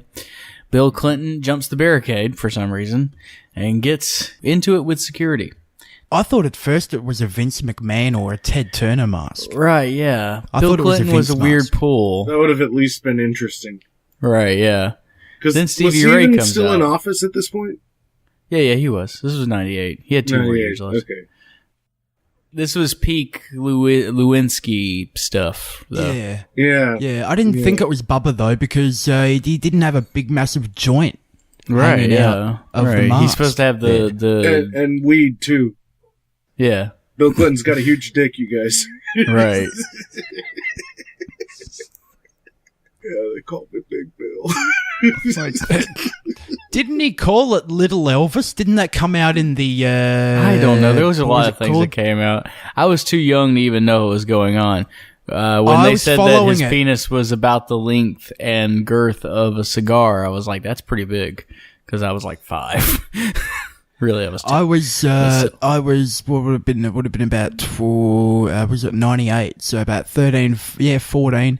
And of course, the only late night show we got, as I've mentioned, was Letterman. So it was just littered with the whole monologue for about 2 years was Lewinsky jokes. That was it. And, yeah, of course. And then they had like the Lewinsky joke of the night, you know what I mean? It was like the main event of the monologue. And so I'm all over this. Yeah. You're a young teenager. It's just like, you know, sex. I get to hear about sex. 98, cool. I was 17, so yeah. You were. Whoa, you got a Hummer. In the Oval Office one day, that'll be me. America's a truly beautiful place. Right. You could be a complete idiot and get blowjobs in the Oval Office. The president, living in America, jumps the barricade. Stevie Ray comes out with a slapjack for the president, thus proving that it's his job to carry that thing around for the NWO. The president takes out Rick and the ref, and then the bell rings, while the mask is removed to reveal Buff Bagwell. Why did he dress up like the president? Now, yeah, why did he come out in a costume if he was already involved in the match earlier on? Why not just bring the slapjack out himself? Why did Stevie Ray come out there? Also, this is a no disqualifications match. Why did he go into the back and say, shit, I gotta put on a fucking Bill Clinton costume? What's the point? You guys, explain this shit to me. We can't. It's WCW. I mean, this is of course one of those, hey, knock it off bell rings that they're known to have. Still, why did he have to dress up like the president in a no disqualifications match? Why does Stevie Ray literally have to carry the slapjack around? Because why did he have to be out there? Disqualifications at Uncensored when every match is no disqualification, allegedly. We had that conversation already. Buff yes, is controlling Little Nate and counts the pinfall. But Rick kicks out at 2. Scott hits a Frankensteiner, but Rick kicks out at 2. Buff tosses Charles, while Rick comes to life and takes out Scott and Buff. Rick goes up for the Steiner Bulldog as Nick Patrick rushes in and hits a 1-2-3 and another dab. By the way. Yep. He dabs again. Rick Steiner is your winner. Dab King. And then we get a pretty good promo for the Hall and Nash match coming up next. Quite detailed, this promo, this I think it would have been better if it had My Way by Limp Bizkit underneath it. Oh. Most things are improved by putting My Way underneath them. That or Ben Folds 5. Rick. Things are way better with Ben Folds 5. You see things my way. Give me my money back. Give me... Rocking the Suburbs, and it's just Scott Hall out the front of a hotel with mother of 2. Yes, that's hold my dick. Rocking the Suburbs, just like Scott Hall did at 8 a.m. I'm rocking the suburbs. I want to get cocaine and heroin. I'm rocking the suburbs. So, it's your turn, Josh. Singles match. Kevin Nash versus Scott Hall. 15 minutes later. Can we but that's a great just voice. do your fucking match? Do you do the little... That's a great fucking voice. You call him into rooms. Kevin Nash versus... Bust out your flute. Kevin Nash. And versus Scott Hall. Oh, okay. Drink in the face from Hall, right. And it's on punches and kicks. They head outside to our old mate, the guardrail, as always. I think Nash goes into the ring post. Gotta say hi. Oh, yeah. We'd be nothing without it. Hall grabs a microphone and just whacks Nash in the head. There's a choke with a TV cable, and Nash has some internal bleeding, it appears, spitting up some red stuff. So then it's promo time, right? Right. Hey, yo.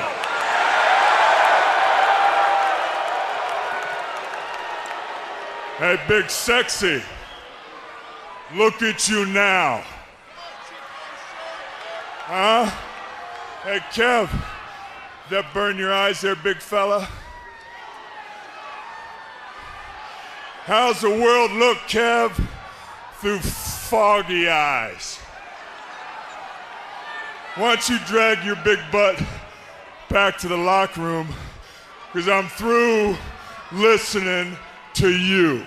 Back inside, there's some awesome Scott Hall punches. There's a slam. More punches. Hang on. Nash says, come on, bring it. And Hall does. That's right. But Nash ends up reversing a whip and gets a sidewalk slam. On their knees. And we get a boo-yay punch spot. Minus the boo-yays. Yeah. They weren't up on that in 1998 yet, I don't think. Jackknife attempt, but Hall scurries to the floor. 10 minutes into this match, guys, we get a lockup. Oh. Yes, we get a lockup.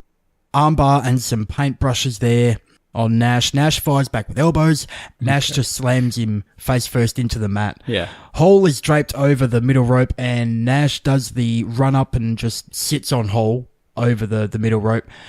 We get the Nash moves of doom here in the corner, complete with hair flick, I believe. And the classic, would you like a double? Bam! Bam! By the hair. Drink, baby. Bam! Have another drink, baby. Have another drink, baby. Here's one. Bam! How about a double? Would you like a double? Bam! Bam! Get you some. We've got sound effects here provided by Kevin Nash. Right, yeah. He's a man of many talents. He was very conflicted at the beginning of this match. Yeah, I did kind of like at the beginning how he was, kind of like, look, I don't want to fight you, man. I don't want to fight my brother, man. I don't want to fight you, man. You got a problem. You need help. Listen, I read that open letter your wife wrote to that Dear Slim website. Dear Slim.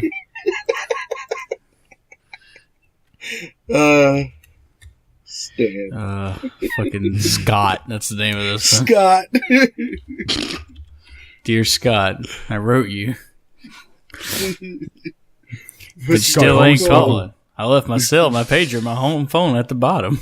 I spent the last 2 letters backing on them. You must not have got them. There's probably a problem with the post office or something. Sometimes I scribble addresses too sloppy. Then I jot them. Anyways, fuck it. Jesus, Up, man. You win. You were going. You had your one chance, one opportunity. You captured it. All right. Yeah, so Nash calls for a big boot on the whip. Nails it, and now it's jackknife time. Hits one, and then gets him up for the second one. Only just, though. Only just. There was some nasty looking jackhammers. Not jackhammer, but jackknife power bombs. He was really giving it to him. And then instead of pinning him, he just leaves. Oh, yeah. There ain't no reason to finish him off. He's finishing himself off. Yay. Yeah. Come here, kid. Hold my dick. So Hall technically wins here by count out, but during this match, just to give Kevin Nash some fucking credit here on this show. Yeah. Once. It's very rare this happens. The storytelling in this match was brilliant, given that they also played the package before, so you knew what the fuck was going on. But man, Nash bumps like a boss when he's in there with one of his buddies, doesn't he? Yeah. Bumping all over the place. Oh yeah. Well, yeah. When he's in there with somebody he likes, he'll do his job. It was all pretty good for what it was. You know what I mean? But this is definitely like the start of the slow build towards likable, relatable babyface Kevin Nash that will eventually lead to his match against Goldberg. So as much as people want to say that Nash wasn't a draw or wasn't he was fucking popular. Oh yeah, no, the ladies loved him. He was big, sexy Kevin Nash. My mom loved Kevin Nash. She hated the NWO. Loved Kevin Nash. Oh, so I forgot to mention in this match, Kevin Nash comes out wearing the NWO shirt that I had when I was a kid. I had that exact one. That was my NWO shirt. I didn't get it from Kevin Nash. I still legit don't understand why they made a story about him being a drunk fuck up. Like it's the most terrible. irresponsible thing ever. It's irredeemable. It is irresponsible. They did the same shit in WWF with the fucking Road Warrior storyline thing. Now, if they're like a serial masturbator, you can fucking turn that into whatever storyline you want. But Vince Russo did that. The serial masturbating? Yeah. Oh, yeah. Creative serial masturbating. Right. All over the fucking wrestling. Yeah. Cunt. Anyway, go on, Frank. But yeah, I was just saying that's my NWO shirt. Okay. Also, cool. Thanks for that. The beginning of this match I referred to as the Passion of the Nash because of how much he was getting tortured by Scott Hall with all the... it looked like it was filmed by Mel Gibson. Like, that's how much torture Kevin Nash was suffering. But guess what? It's time for more Nitro Girls. And this time they're wearing wigs. This is my favorite Nitro Girls spot in this entire pay-per-view, by the way, is when they're wearing the wigs and everything. Mm-hmm. Little rainbow look to the Nitro Girls here tonight, wouldn't you say? The Neon Nitro Girls. Looks like they're starting to dress like Woody. Look. Oh, now, come on. I like that other song we heard a little while ago. Yeah, you talking about in the ring? Yeah. Conan.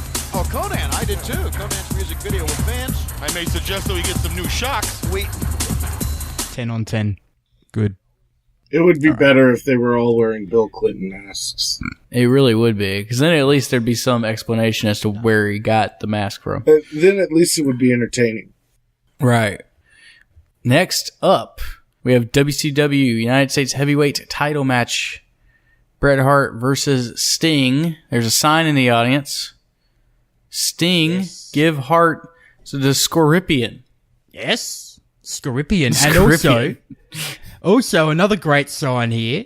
Sniffer 316. Ooh. Sniffer. What is that? I just sniffed your ass. Hey, guess what? We got goatee Sting. This is a good look for Sting right here. Sure is. Doesn't look awful now. Yeah, I know. It's not depressing when you see it nowadays. No, nowadays... Totally doesn't look like a 50-year-old man who's shaving the side of his head because he doesn't want to dye his hair. It's a weird thing to do. The shaving the grays off, I don't get that look. Frank, you like that the goatee look? You're digging that? I'm digging it. Yeah, I'm digging it. I'm always a big Sting. I'm a big Sting fan. He could do no wrong. You're digging him as much as that chick on the outside. Oh, yeah. No, she was front row halfway through. Really? She goes, "Oh my God, you're so sexy."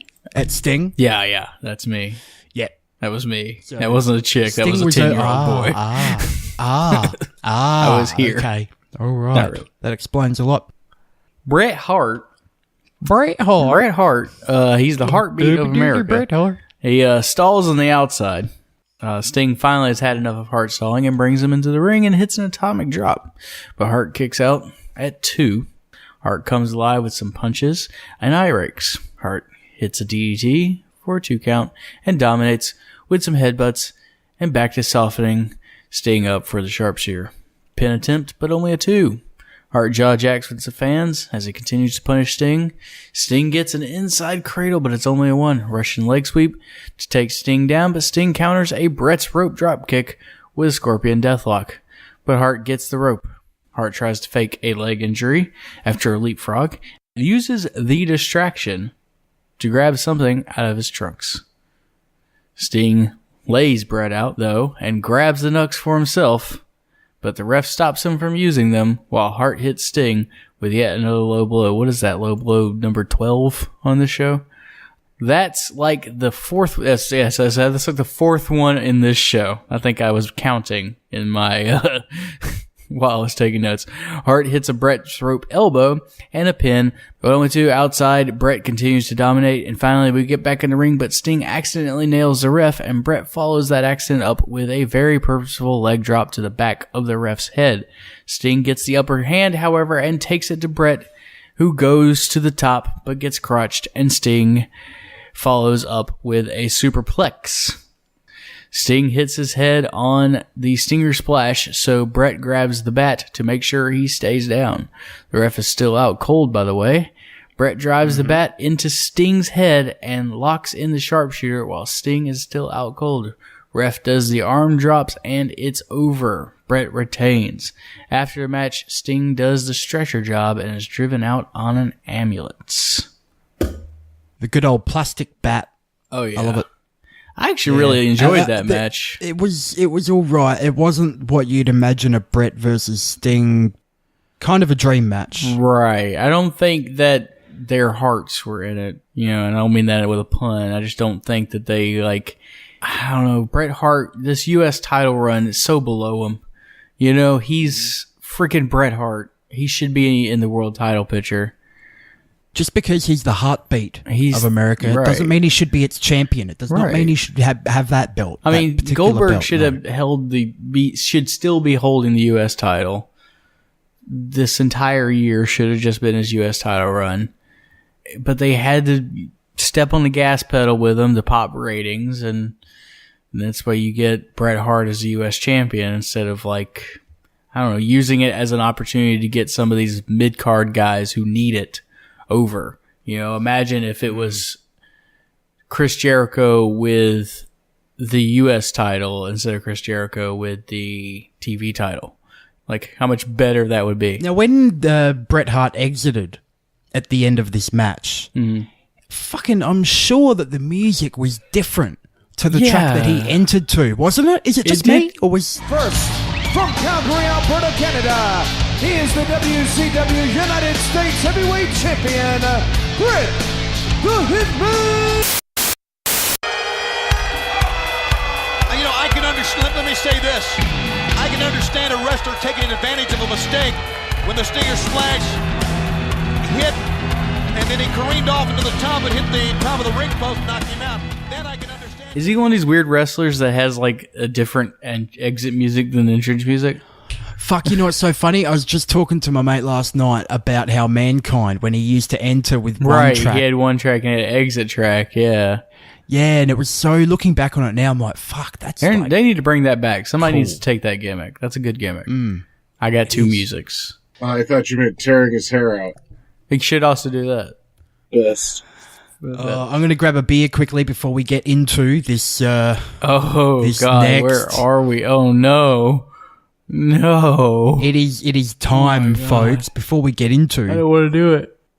Our next match and one of our two huge main events here for Halloween Havoc 1998. Was there anything from the Nitros leading up that you can recall? Oh man, let me tell you, other than the reunion of the Blade Runners was about the only interesting thing that happened with the Warrior over the course of those Nitros. A lot of really bad promos.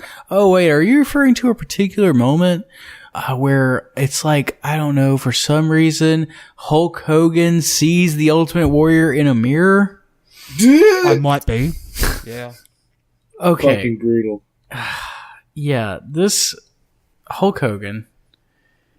Okay, this fucking moment is one of the worst moments in professional wrestling history. I'm pretty sure everyone's seen it. Outside of the fact that for some reason the Ultimate Warrior, he just sort of oscillates wildly between normal big strong guy and fucking wizard. It's also incredibly strange that he can somehow appear in a mirror to Hulk Hogan, who is pretending that he sees the Warrior, which he does. But Eric Bischoff is pretending he doesn't see the Warrior. But the camera can clearly see the Warrior. And then the Warrior disappears. And then Hulk Hogan still pretending to see the Warrior. But the camera now can't see the Warrior. It's just complete and total garbage. On top of that, the Warrior... What's the name of his group right now? What's it called? The One Warrior Nation? That is the opposite of NWO, and we have established here on this show that is fucking genius. It's genius. I do agree. It's genius. He was really into the Oprah Winfrey Network. He was also really into the Oprah Winfrey Network. He's a big fan of Gail Oh, Right. he loves Gale. He loves Gale. He was on the Dr. Phil train way before anybody else. Freaking Gym Warrior, let me tell you about it. Warrior's sitting there at home watching like, you go, Gale. Because that's what he sounds like, I think. Right. I don't know, apparently. So his group, the One Warrior Nation, ostensibly him being the One Warrior, decides to take another member, the Disciple, by kidnapping him, theoretically torturing him and brainwashing him, and getting him to see the error of his ways and join the, I guess now, 2 Warrior Nation. No, it's still just the one warrior. Oh, okay. So there's only one warrior. There's just one warrior, and then there's a whole nation. Oh, okay. He's part of the one nation. One nation under a warrior. Under a warrior. Possibly divisible after the check bounces. Yeah. So yeah, those are some of the dumb ass things that happened over the course of the 6 or so Nitros between the last pay-per-view and this one. Those are the two big ones. I was just thinking about another Parliament song. Flash paper. Dun, dun, dun, Oh, dun, God, dun, no. Flash paper. Atomic drop.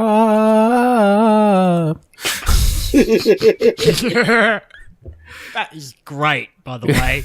Fucking brilliant, Frank. Love it. All right. So, bow wow wow, yippee-o, yippee-o, yay, is time for your first main event. We get the intros here. Hogan. No Buffer. Really weird that there's no Michael Buffer for the greatest rematch in the history of professional wrestling. No Michael Buffer. I don't get to hear Michael Buffer talk about how Hulk Hogan's penis measures 13 inches in length and 13 inches in diameter. I love Michael Buffer's hyperbole when he's talking about these wrestlers, though. It's 24-inch python. Right. I do love how Warrior's music, it speeds up. Yeah, it does to start that off tempo like that of his weird WWF music. It's like the same tempo, and then he starts doing the run. So that's cool. Yeah, a little throwback. It's very there. well done. It's very well done. And I'm not gonna, deny Warrior looks he's in pretty good shape. He's in pretty good shape. Pretty good shape. Better shape than Hogan, in my opinion. Not the roidy Magoo that he used to be. No. Definitely some roids going on. It was a black off. They were like, fuck you, my tan's way more metal. Right. The tanning machine. Listen, brother, is, I stood in Home Depot with paint swatches, brother. I was able to get on the back of a truck. This is Coco Brown, brother. Coco B. Brown.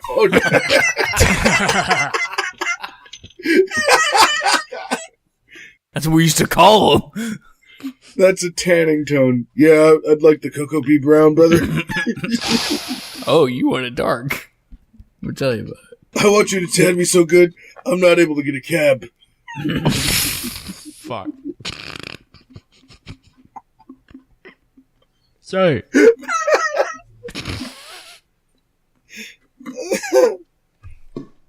Fucking A. Yeah, no, there's a table for 3 on the network, and it's DDP, X-Pac, and Scott Hall.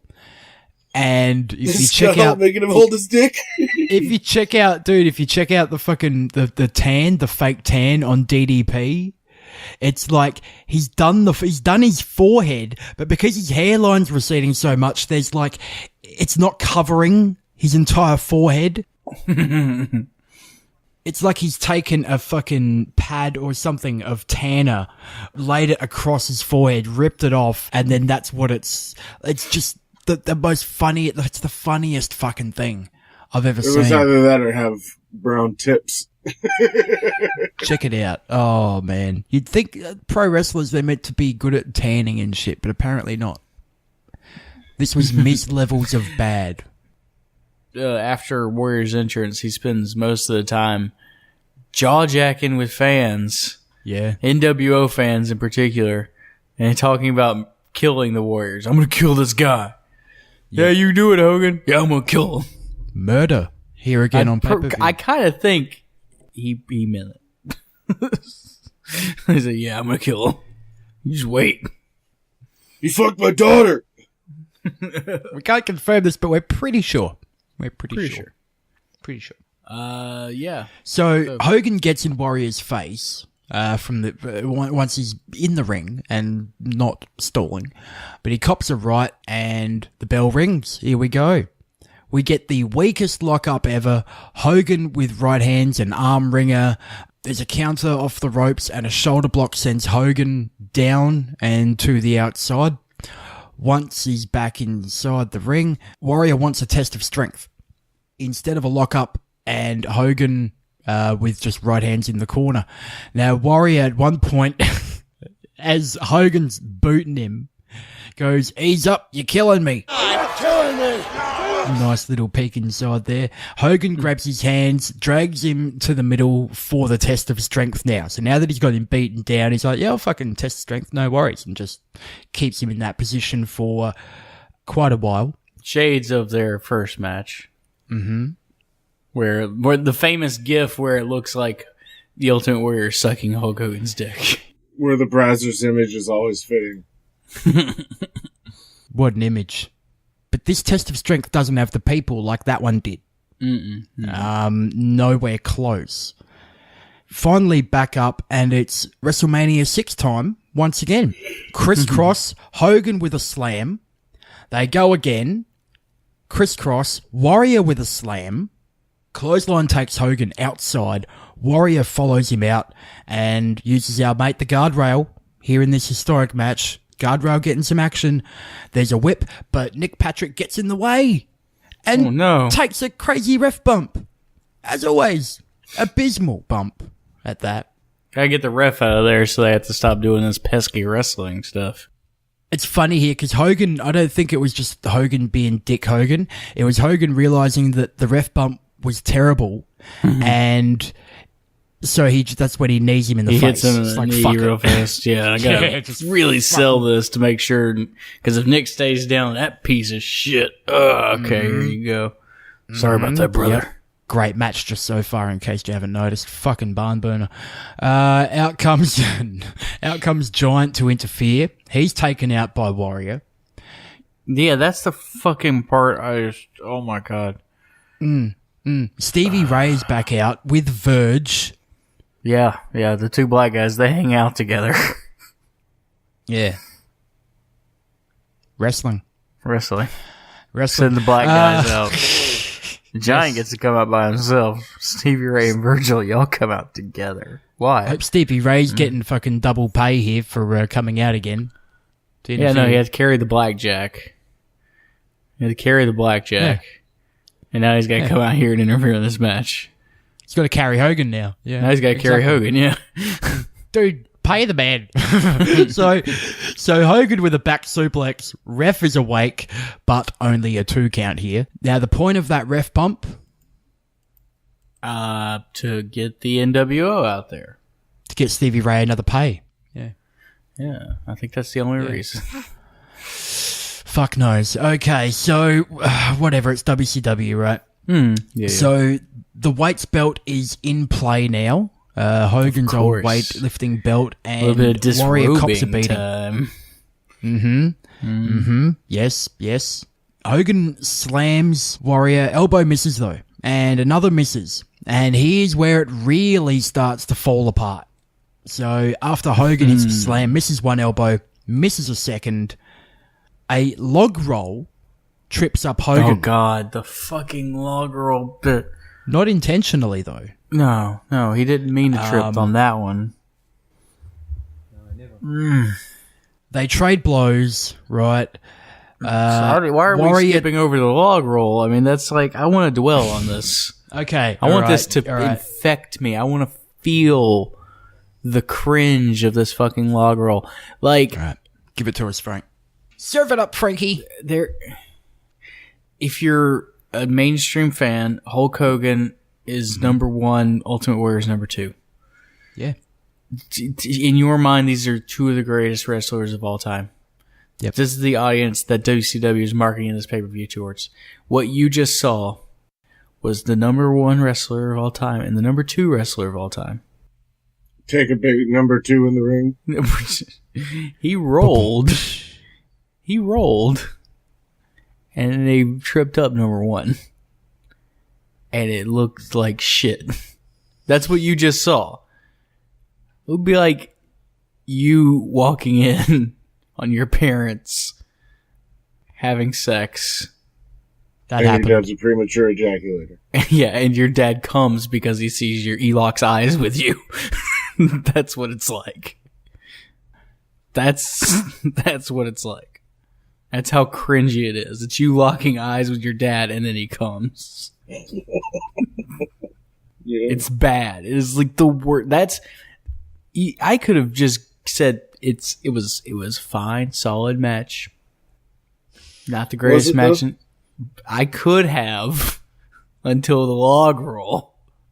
Log roll is the worst spot in that. It's like I've never seen it ever in any wrestling match used. I don't know if I would say even effectively because I've just never seen it, and I must have blocked it out of my memory. But this one's so vivid, it's burned in there. It's etched into my mind. The image of a 6'5" man who's built like a brick shithouse, rolling on the ground like a child, and then Hulk Hogan trips over him on accident. Oh, it's fantastic, isn't it's it? Fucking. It's. Ugh, keep going. There's worse. Oh, yeah. By the way. It's only the beginning. Yeah, so the log roll. When they're back up, they're trading blows. Warrior takes Hogan's belt, and it's receipt time now. So yeah. Warrior lays in some good shots. That's always good when people get revenge on Hogan. Brain's with that getting belt. really hot. Yeah, he's getting into it. Oh yeah, he's really into the belt action. And Warrior answers the ref's admonishment with, "He used it, I'm using it." That's fair enough. Yeah, it's fair. Yeah, I can't disagree with that logic. Here we go. Fair is fair. Larry. Here we go. I know where we're going.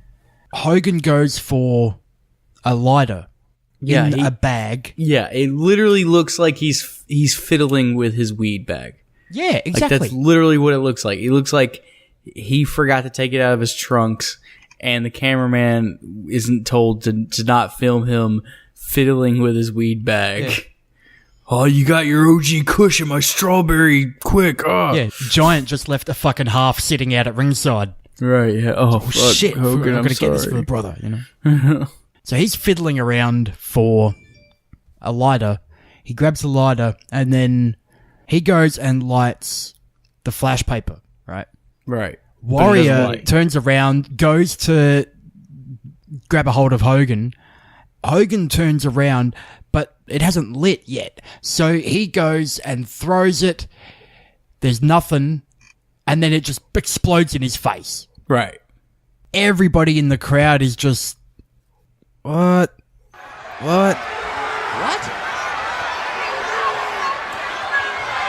It's a lighter. Hollywood Hogan. Is that like a fireball or something that he attempted to throw at the Warrior? He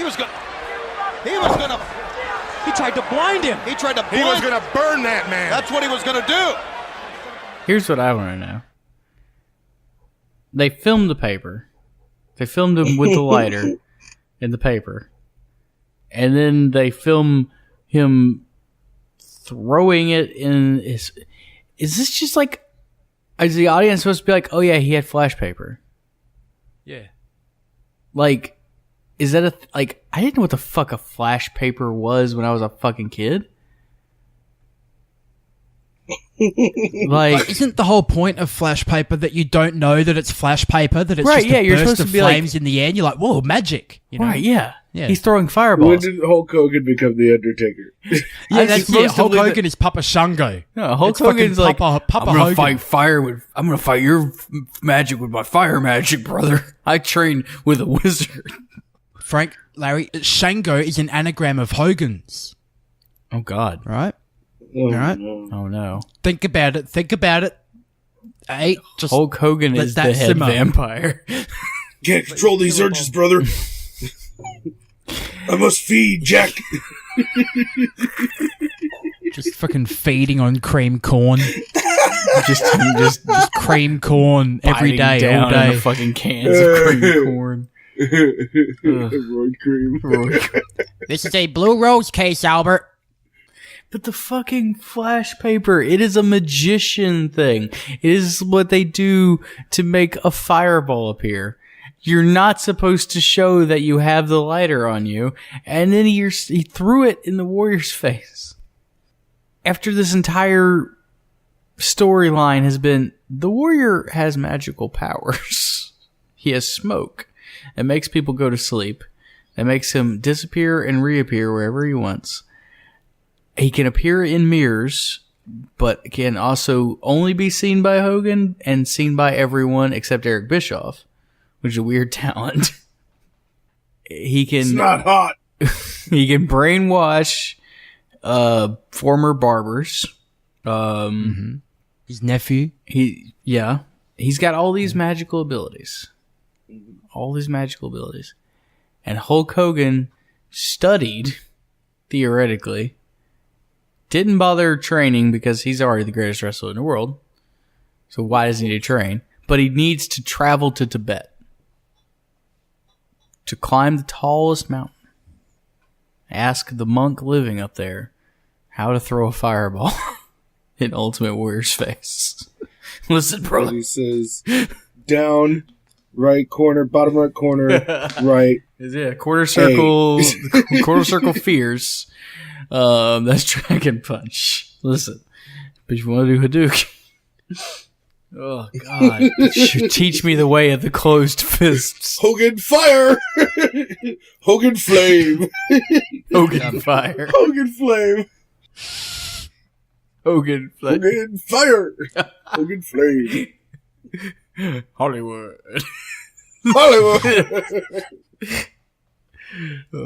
Japan, Hogan Hollywood. uppercut. Oh god, Hulk Hogan Fireball Master. Yeah. After all that, this is where we get Warrior with 2 top rope axe handles. Then cops the low blow. So there it is. Low blow again. And a leg drop. But out comes Horace Hogan.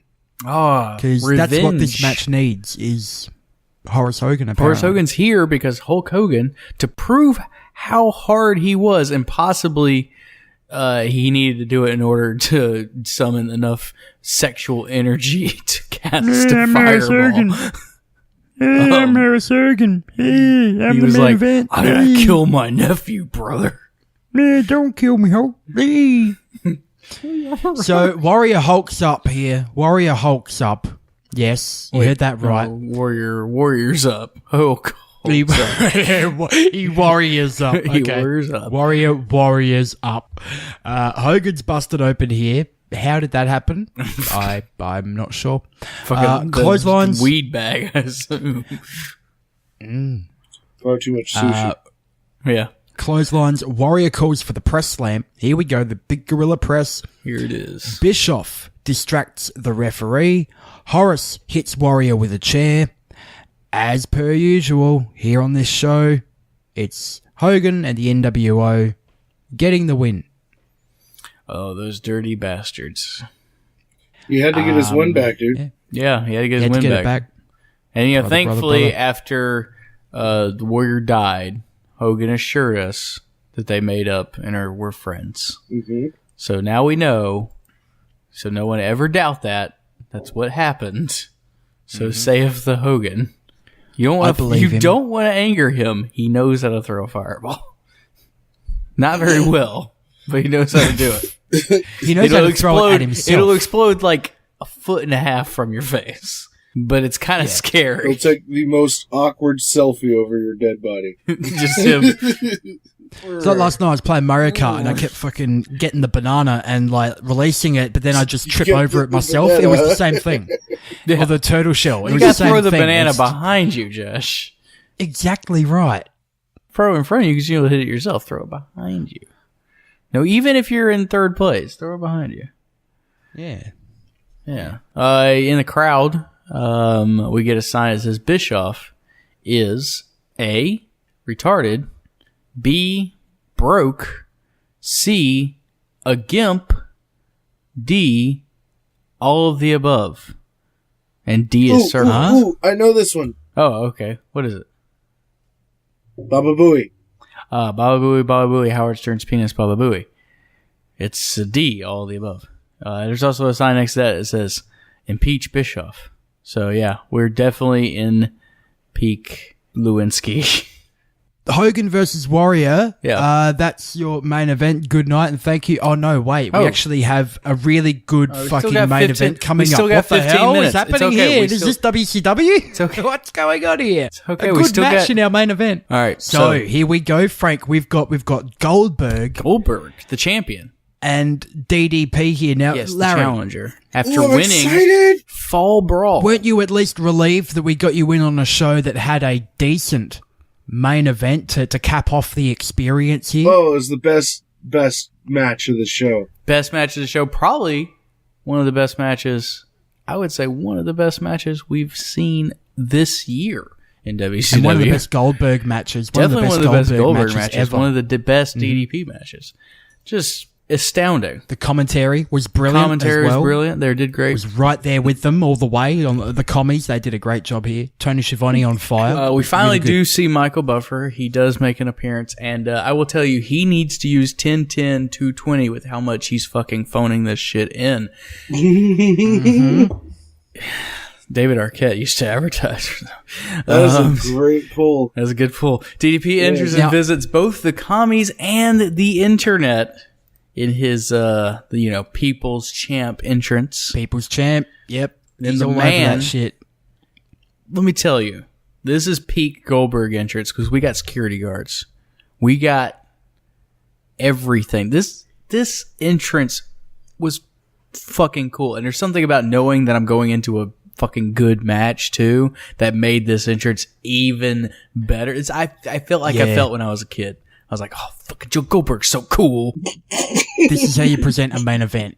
And it's similar to, remember those WWF pay-per-views like around 94, mostly around 95 to 97-ish, obviously 97 being the end date there. But when Brett would come out, or even Shawn Michaels, WrestleMania 12, and they had that boom, boom, boom, boom, oh, yeah, boom, boom, boom. They have that like that heartbeat track playing as they're walking through the back, and you can see them and the intensity and the concentration on their face. Yeah, they've been doing that a lot recently. That shit is fucking awesome. Like, and same as we saw here, this is how you present a fucking main event. From the intro, from the get-go of the match. Everything. Like, just fucking cool. This was really good. It was just amazing. Just everything about this. And then Shiv tries to bury The Rock here by putting over DDP's People's Champion moniker, and explaining it. You know, like he earned the People's Champion moniker, I believe is one of the things he said, or something on those lines. So we got a lockup.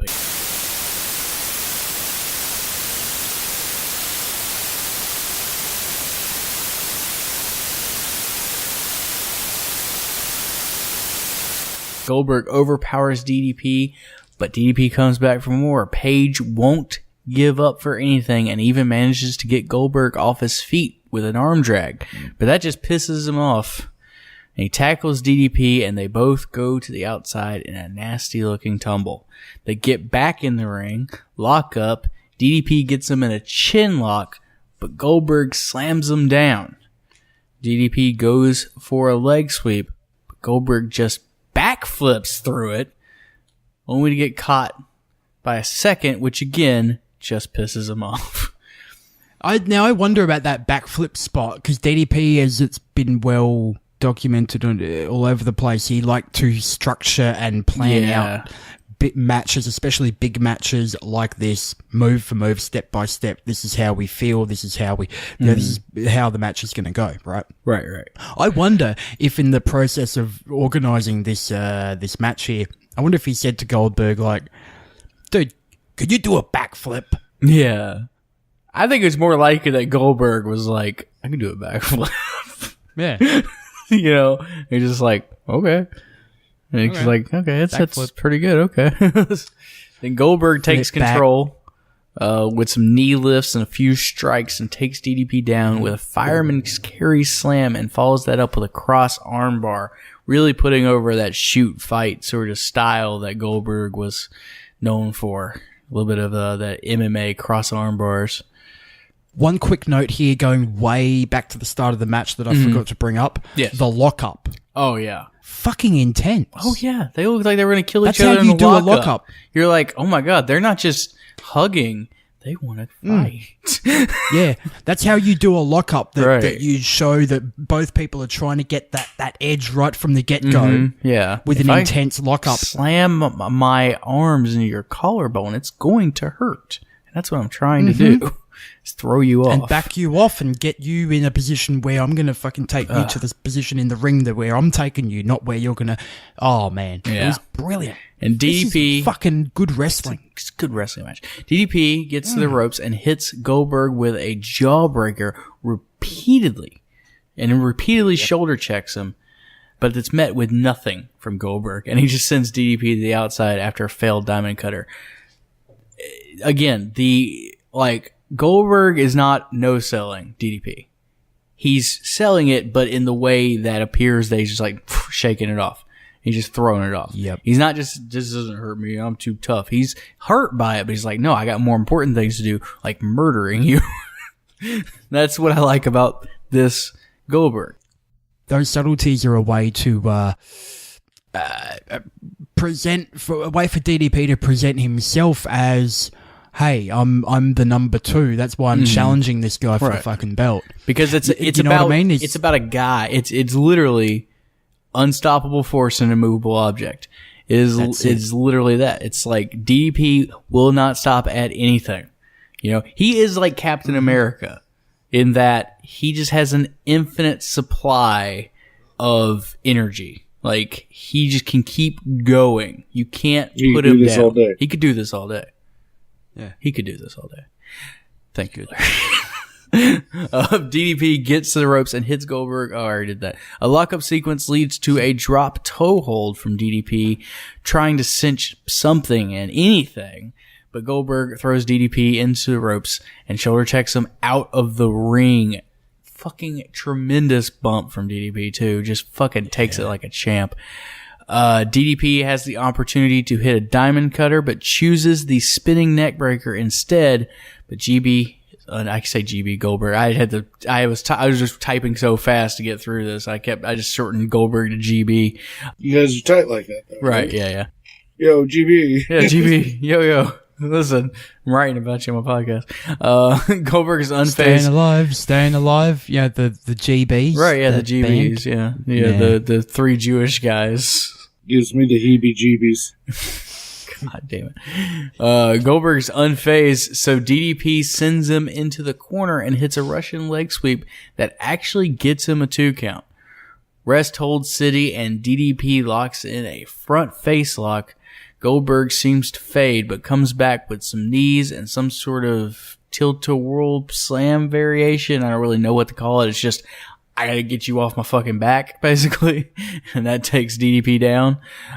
Goldberg it looked fucking dope as hell. I don't know what it was, but it looked cool.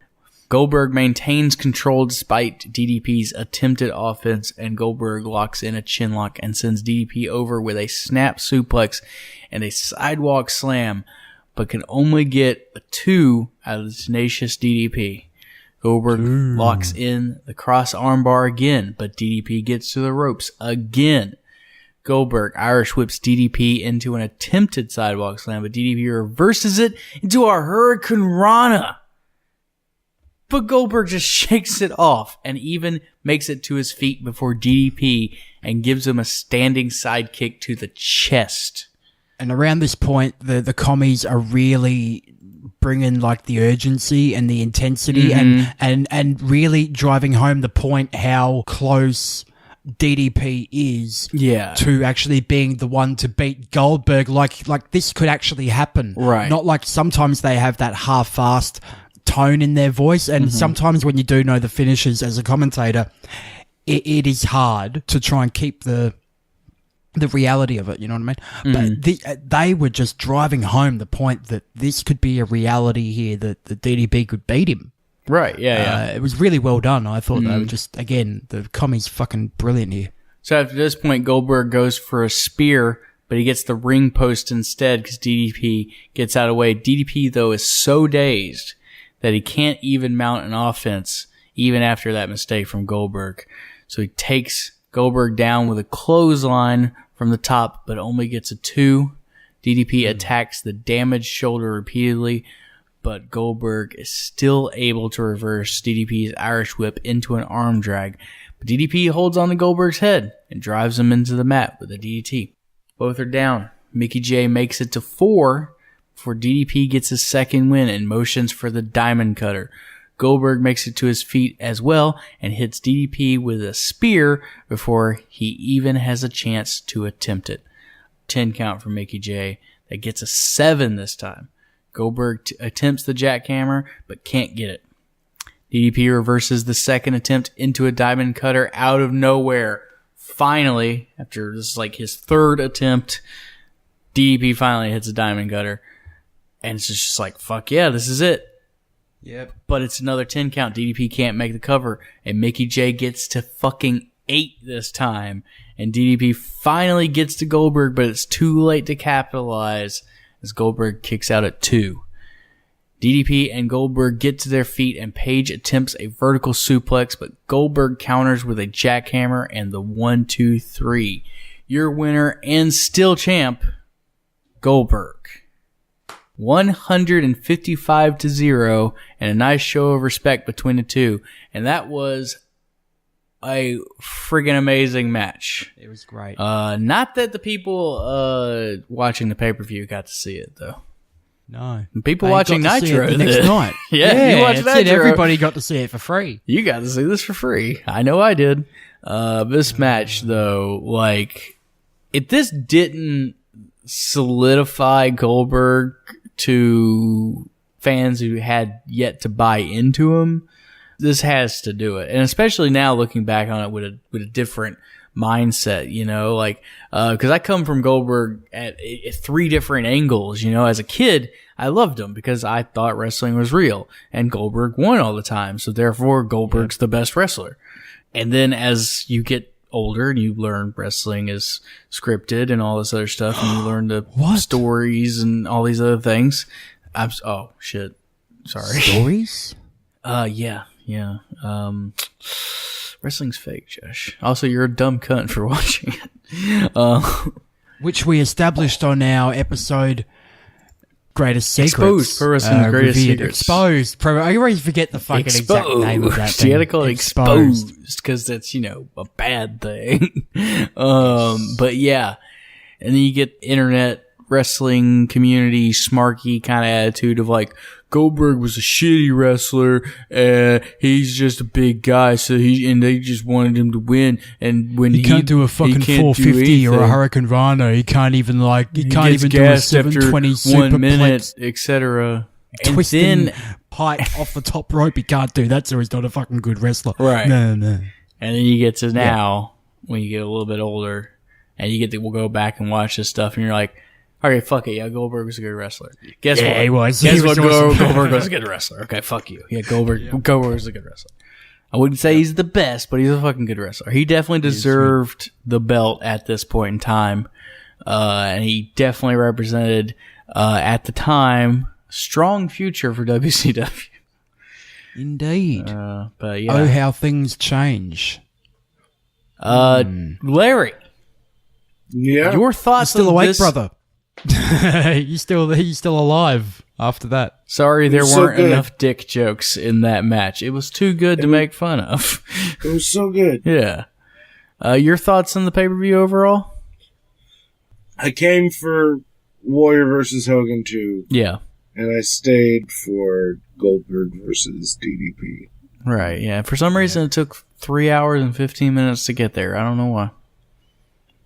Is that it? Seriously. Is that all? This was, in a way, it was a 2-match card. But actually, looking back through it, I'm looking back through these matches, and I liked Raven versus Jericho. That was fun. Ming versus Wrath even had some bits that I liked. I liked Ming being a fucking brick shithouse to Wrath. That match was shit. I did not like that. There was a couple. It was shit. Bad. The Disco Hoovy match. The Alex Wright Finley match. This whole middle bit was kind of meh. The Disco Kidman match, we didn't really talk about it much, but Disco, he fucking put in his work, and Kidman's great. There was some really good stuff in that. If you were a Disco Inferno fan, right? That was, yeah. Apparently there's a few out there, but just go with me here, okay? Yeah, they take pictures of hot women at independent wrestling shows. Yeah. If you're a fan of the DI and you wanted to show somebody like, hey, this guy was a good wrestler, you'd put these 2 matches on, I think. Right, yeah. But look, he wrestled twice in one night, and he put in this performance in the second one. Yep. Hell, I like the fucking tag team title match. You fucking put Rick over big time. He fucking beat 2 guys by himself after getting betrayed twice in the same match. Well, it's once in one match, once in the other. God. He's a big dumbass, but he's a fucking idiot. He's a dumb cunt. That's what he is. He's a dumb. But much like the Perry Saturn Raven match from last pay-per-view, this Rick Steiner, Scott Steiner no DQ match, just full of hope. It's all about hope. You're just like, come on, please fucking beat him. And he fucking does, and it feels good, and you get to go home happy. That's great. I like the Kevin Nash Scott Hall match. It's probably one of my favorite Kevin Nash matches we've seen because Kevin Nash tells a fucking story. You know, he goes in there like, I'm not going to hurt my friend. He's like, no, I'm going to fucking murder my friend with shitty fucking jackknife power bombs. No, but it was good though. He put in fucking work. He told a story. It was all about the psychology of it. Fuck if the wrestling's not the best. The psychology was good. The Bret Hart Sting match, yeah, I agree. It was underwhelming, but like I said, their hearts weren't really in it. They didn't want to be fucking wrestling for the U.S. title. I mean, Sting got a goddamn opportunity for a WCW championship match at Fall Brawl and was in a WCW championship match the Nitro after that. And now he's in a United States heavyweight title match. And not to mention, he really didn't get to have his run with the belt anyway because of all the other shit. So, you know. Shenanigans, yeah. But otherwise, it was still a pretty fucking good match and a solid A on the technical scale when it comes to these two. You know, they hit all the marks. Then this match happened between Hogan and Warrior. I don't know. I blacked out during that whole thing. You're just hearing a high-pitched yeah, it was just like noise. A high-pitched hum, and there was static on the screen. Visions all blurry. Right, yeah. And then I literally actually did fall asleep during that match the first time I watched this pay-per-view. So in a way, I'm not joking. That match fucking put me to sleep the first time I watched this. That's brilliant. That's what we want to hear.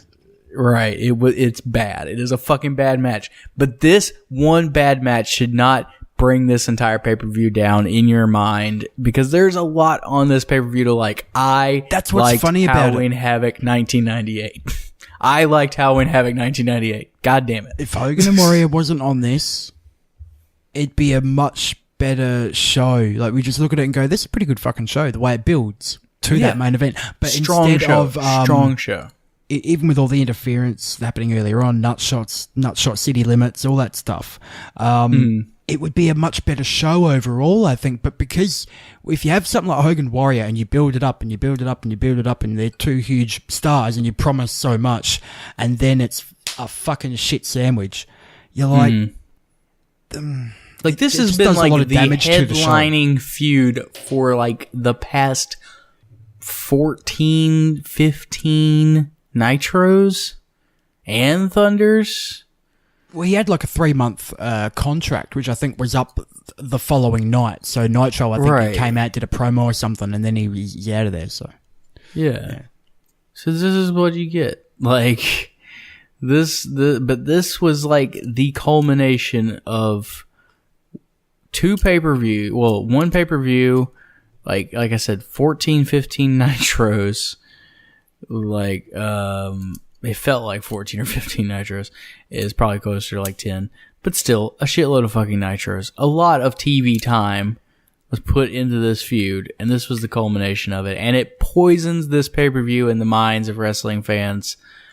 Like, every review I read about, because I usually read a lot of reviews of the pay-per-views we're going to do after I write my own review, just to see, like, where I stand in the sort of thing. And they all shit on this pay-per-view because of how bad that one match is. Right. Completely blurs their vision of everything else on it. They can't enjoy any other match because of how bad that match is. Like, that's fair enough.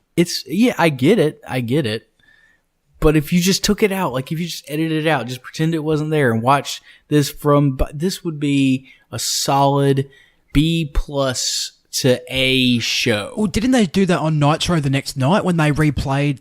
I don't know. I'll have to watch a Nitro, but did they say, hey, look, we went overtime and some people lost their feed, so we're giving you this match for free, or do they try to like couch it in some other? They do explain it, which I'll put the clip just here. All our wrestling fans certainly tuned in last night enjoying Halloween Havoc. And last night, in front of a capacity crowd, we saw some of the most historic matches in professional wrestling history. But unfortunately, last night, an instance occurred that was out of the control of World Championship Wrestling.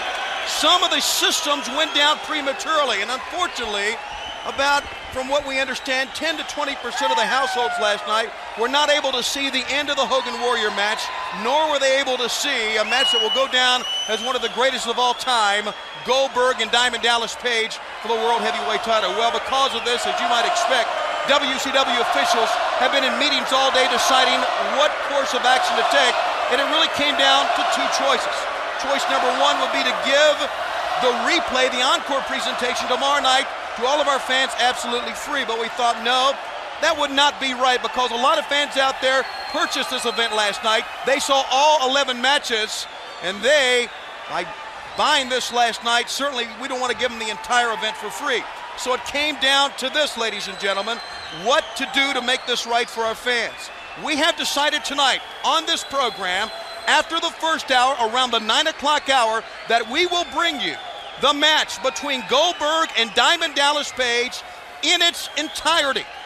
Now, this is a first time ever. This is a one-time ever. We never do this before, bring you a pay-per-view spectacular, but we will bring you this one match tonight. Now, our competition all day would make people believe that this has been a ratings ploy, that we went off the air on purpose last night to bring you the match later on down the line as a ratings ploy. That is not the case. That is not true. And because of that, we are going to give you this, not at the end of the program, we're going to give you this at 9 o'clock tonight. It's the right thing to do to our great wrestling fans. Sorry that my dog threw up all over the place. Oh, wow. That's no good. Is that what that noise was? I was flushing the toilet. I don't know if you heard some, like, noise, too, because it was my dog throwing up. I'm sure once this is leveled out, I'll find out. You'll find it. Yeah, you can cut it out and you can isolate That's it. That's the dog's opinion on this pay-per-view. That's the dog's opinion on Hogan and Warrior. Thank you very much. He was watching the Hogan Warrior match in the background while you were talking, and he just threw up everywhere. And it's the kind of throw up where, like, he's going to throw it up and there'll be a bit of corn, but he's not going to eat it. He's just going to be like, oh, dumb. It's not even good enough. That shit's not even good enough to eat. That's not good poo.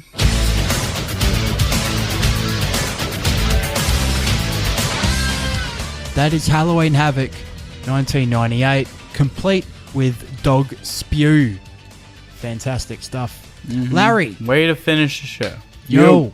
Creature features, geeks of the industry, and all that shit. Yes, folks, Larry does other podcasts, besides this fine one here. Asterix on fine, referring to our show, but tell folks about your shit. The best way to find out about the shows that I offer is by going to geeksoftheindustry.com. I do too many, as it is. I have a movie podcast, I have a horror movie podcast, I have a wrestling podcast, and then I have a podcast where I interview people. And you have heaps of horror movie stars and filmmakers and whatnot on your show as well. Shit tons of interviews. I've, interviewed Kevin Eastman, Tony Katane, Marty Kollner, people in the world of horror. lots of fucking people, the best way to find out about any of that stuff, like I said, is geeksoftheindustry.com. Thanks for sitting in here, Larry. Appreciate it, dude. Oh, yeah. Sorry to put you through this. You know. Yeah, man, I love titties. Titties are great. They are, aren't they? They are. If we could all just grow some. I grew a pair. Yeah. Yeah. I'm working on mine. Because I like them so much. Whatever comes before an A cup. Oh, you're I'm training at right gross. Yeah. Yeah. I guess negative A. Little perkies. Yeah. Brandon's a musician. Brandon, brother, wrote a song called Titty Farm, and we will play it here on the show next time you're with us. Yeah. Hold my cock, kid. Hold it. Hold my cock, kid. No. You can find us on Twitter at Butts in Seats Pod. You can find us on Facebook by looking up Butts in Seats Podcast. Of course, iTunes, podbay.fm, buttsinseats.libsyn.com. They're the easy places to find us. And occasionally we just goof around on our Facebook page. So give us a like and be sure to check us out there if you only want to follow on one social media platform, because it gets a bit crazy these days with all the social medias. We understand that. So there's a lot of them out there. Yeah. Yes. All right. For Butts and Seats, I am Frank Harris. That is Josh Armour. The other guy, that's Chun Kee Larry. And this has been WCW Halloween Havoc. And you can follow Josh Armour on Twitter at JoshJDArmour or his other podcast at Wrestle Radio AU. That's it. And make sure to buy some RCW tickets. Yeah, and buy some RCW tickets at WCW. Do that. WCW. www.rcw.com, right? Nah, it's rightcitywrestling.com/tickets if you're in Adelaide, Australia. But if you're in Adelaide, Australia. That's or the buy them anyway. Just buy them. Just you don't have to support go. independent wrestling. Support exactly independent wrestling. That's it. And also shout out to our good buddy Brandon Dalton. He's been going through some stuff. He knows what it is, and if you're friends with him on Facebook, you know what it is too. So we're all there for you, buddy. Absolutely. Still are. Don't worry. We're waiting for you to come back. So don't have a Hogan-like meltdown. I'm going to lose my spot, brother. Dude, let me tell you something, man. I don't want you having sex with your best friend's wife and filming a fuck tape where you talk about Finnegan dating black girls. Dude, but you don't call them black. You know, I don't want that Larry dude taking my spot, man. It has nothing to do with his race, brother. I'm just saying, man, like his Twitter handle, dude. I'm just saying, dude, brother, man. Dude. Jack. Brother Jack dude. Jack dude, brother. Jack dude, brother. Jack dude, nah, I don't care. And you can follow me on Twitter at Most Not Cool Man. You can listen to my other podcast, Saga Pod, where we talk about video games, make you feel sad and stuff. So yeah, that's it for Butts and Seats. We love you. Larry, final words to take us home, brother. Take us home. Name a song. All right. Related to this. Jesus Christ is my nigga. Okay. That's what it is. He said it. That's it. Jesus Christ is my brother. He's the son of the original G. And he was sent to Earth to elucidate the way that we should be. What? Like? Jesus Christ is a brother. Let his light shine through ya. Let his love pop a cap in your butt and say hallelujah. Jesus Christ is a brother. He's a brother. You see, he's an honest, caring, peace-loving brother like me.